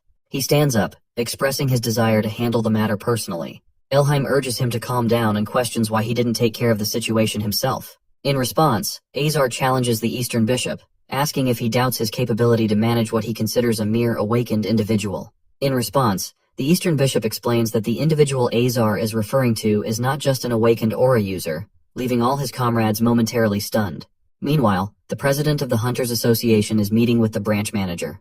The manager informs him that based on his investigations, a group known as Hans is responsible for all the kidnappings that have been occurring. As the president demands verification of the information, the branch manager responds that they have received this intel from their ace hunter, Daesung. Sensing the immense danger looming ahead, the president instructs the manager to direct Jin Ki-hong to initiate a private investigation. He emphasizes that news like this could lead to chaos if it were to leak to the public.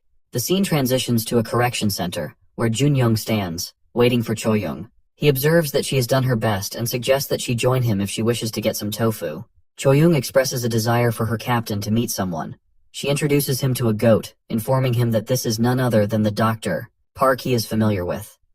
Jun-young feels a sense of confusion as he sees only a goat before him, with no indication of the professor's presence. He taunts the man for having fallen so low as to transform himself into a goat. While sitting in the car, the captain rests his hand on his head. He mocks the goat doctor, expressing that he never imagined engaging in conversation with a goat, and that he feels quite strange about the situation. The scene shifts to a familiar setting, reminiscent of previous events. This time, the serial killer has set his sights on a girl named Mi-jung, intending to obtain her brain. He blocks her path, but before he can take any action, Inspector Jong-woo intervenes. Jong-woo asserts that he has apprehended the individual responsible for all the kidnappings. He instructs the lady to retreat and calls for backup from Captain Jin Ki-hong. Jong-woo prepares to engage in battle, but upon noticing his opponent's relaxed, defensive stance, he wonders why the serial killer appears so unfazed. The killer mocks Jong-woo, labeling him a hunter who has stabbed and murdered his own officer. With these words, he successfully ignites Jong-woo's anger. Jong-woo reflects that this killer is connected to Lee Seok-woo, and shouts that he should have been the one to eliminate him with his own hands. In saying this, he unleashes a barrage of attacks at the killer, who dodges them effortlessly, reminiscent of Iruma-kun, the human boy attending a demon school, possessing just one ultimate dodging skill. In his fury, Jong-woo pours all his strength into his attacks, yet to his astonishment, the serial killer effortlessly catches his blade with his bare hand. He slashes through the neck of the inspector. Despite his determination to survive this day, Jong-woo feels the sharp edge and realizes too late that his neck has been severed, leaving him lifeless. The killer contemplates whether he has made a mistake, recalling that he was instructed not to harm anyone from the association. However, he soon remembers that the one who gave him this advice, named Jae-woo, has gone missing, leading him to feel that he has nothing to worry about now. After killing Jong-woo, he strolls casually, now searching for the girl who managed to escape. The scene shifts to the branch manager, who is viewing the last video recorded by Jong-woo. It becomes clear that he captured footage of the serial killer moments before his death. He inquires if Ki-hong has uncovered the true identity of the killer. Ki-hong informs the manager with the details, revealing that the man is named Chong-sik and is classified as a D-rank adventurer. He further adds that Chong-sik, along with Jin-chol and others, has joined a secret organization known as the Haunts. The manager then inquires about Jae-woo. Ki-hong informs him that according to what Chanho relayed, the man has died at the research facility. The manager, enraged by this haunt situation, instructs Ki-hong to update all the S-rankers and deploy them to eliminate this organization. The scene shifts to Daesung's building, where Dongchul has returned to see Chanho once again. He cuts straight to the point, revealing that he is there seeking donations. He explains his intention to create a residence aimed at providing better living conditions for the children under his care. In exchange for the funds, he guarantees his full cooperation in all matters. Dongchul shakes Chanho's hand, wondering if his proposal has been accepted so easily. However, Chanho advises him not to get too excited, explaining that the final decision can only be made after he discusses it with his friend Daesung. The scene transitions to the Hope Orphanage, where Dongchul calls the sister to share all his plans with her. He mentions that he has reached out to Daesung's clan to secure funding. Apparently, he is orchestrating a significant fundraising program. The sister expresses her concern, but he reassures her, stating that if he can take down a single S-rank gate alongside other S-rankers, he is sure to hit the jackpot. While conversing with the sister, he suddenly notices someone approaching the building from outside. Instinctively, he urges the sister to act quickly and get everyone, including herself, into hiding inside the monster shelter, as he senses a grave danger looming and making its way toward him. The urgency in his expressions leaves no room for hesitation, highlighting the seriousness of the situation. As he steps outside, he finds a blonde-haired, muscular guy calmly walking toward him. Dongchul doesn't waste a second. He immediately initiates a high jump attack from above. However, the gym guy effortlessly defends himself, fully aware of Dongchul's status as an S-ranker and prepared for the confrontation. Dongchul feels a surge of anxiety as his attack is easily warded off. He gathers his courage and reminds himself that he needs to push harder and sweat a bit more to prove himself. However, the muscular guy retaliates by attacking Dongchul from a distance, creating a sense of discomfort for him, as he realizes that his opponent is adept at ranged combat.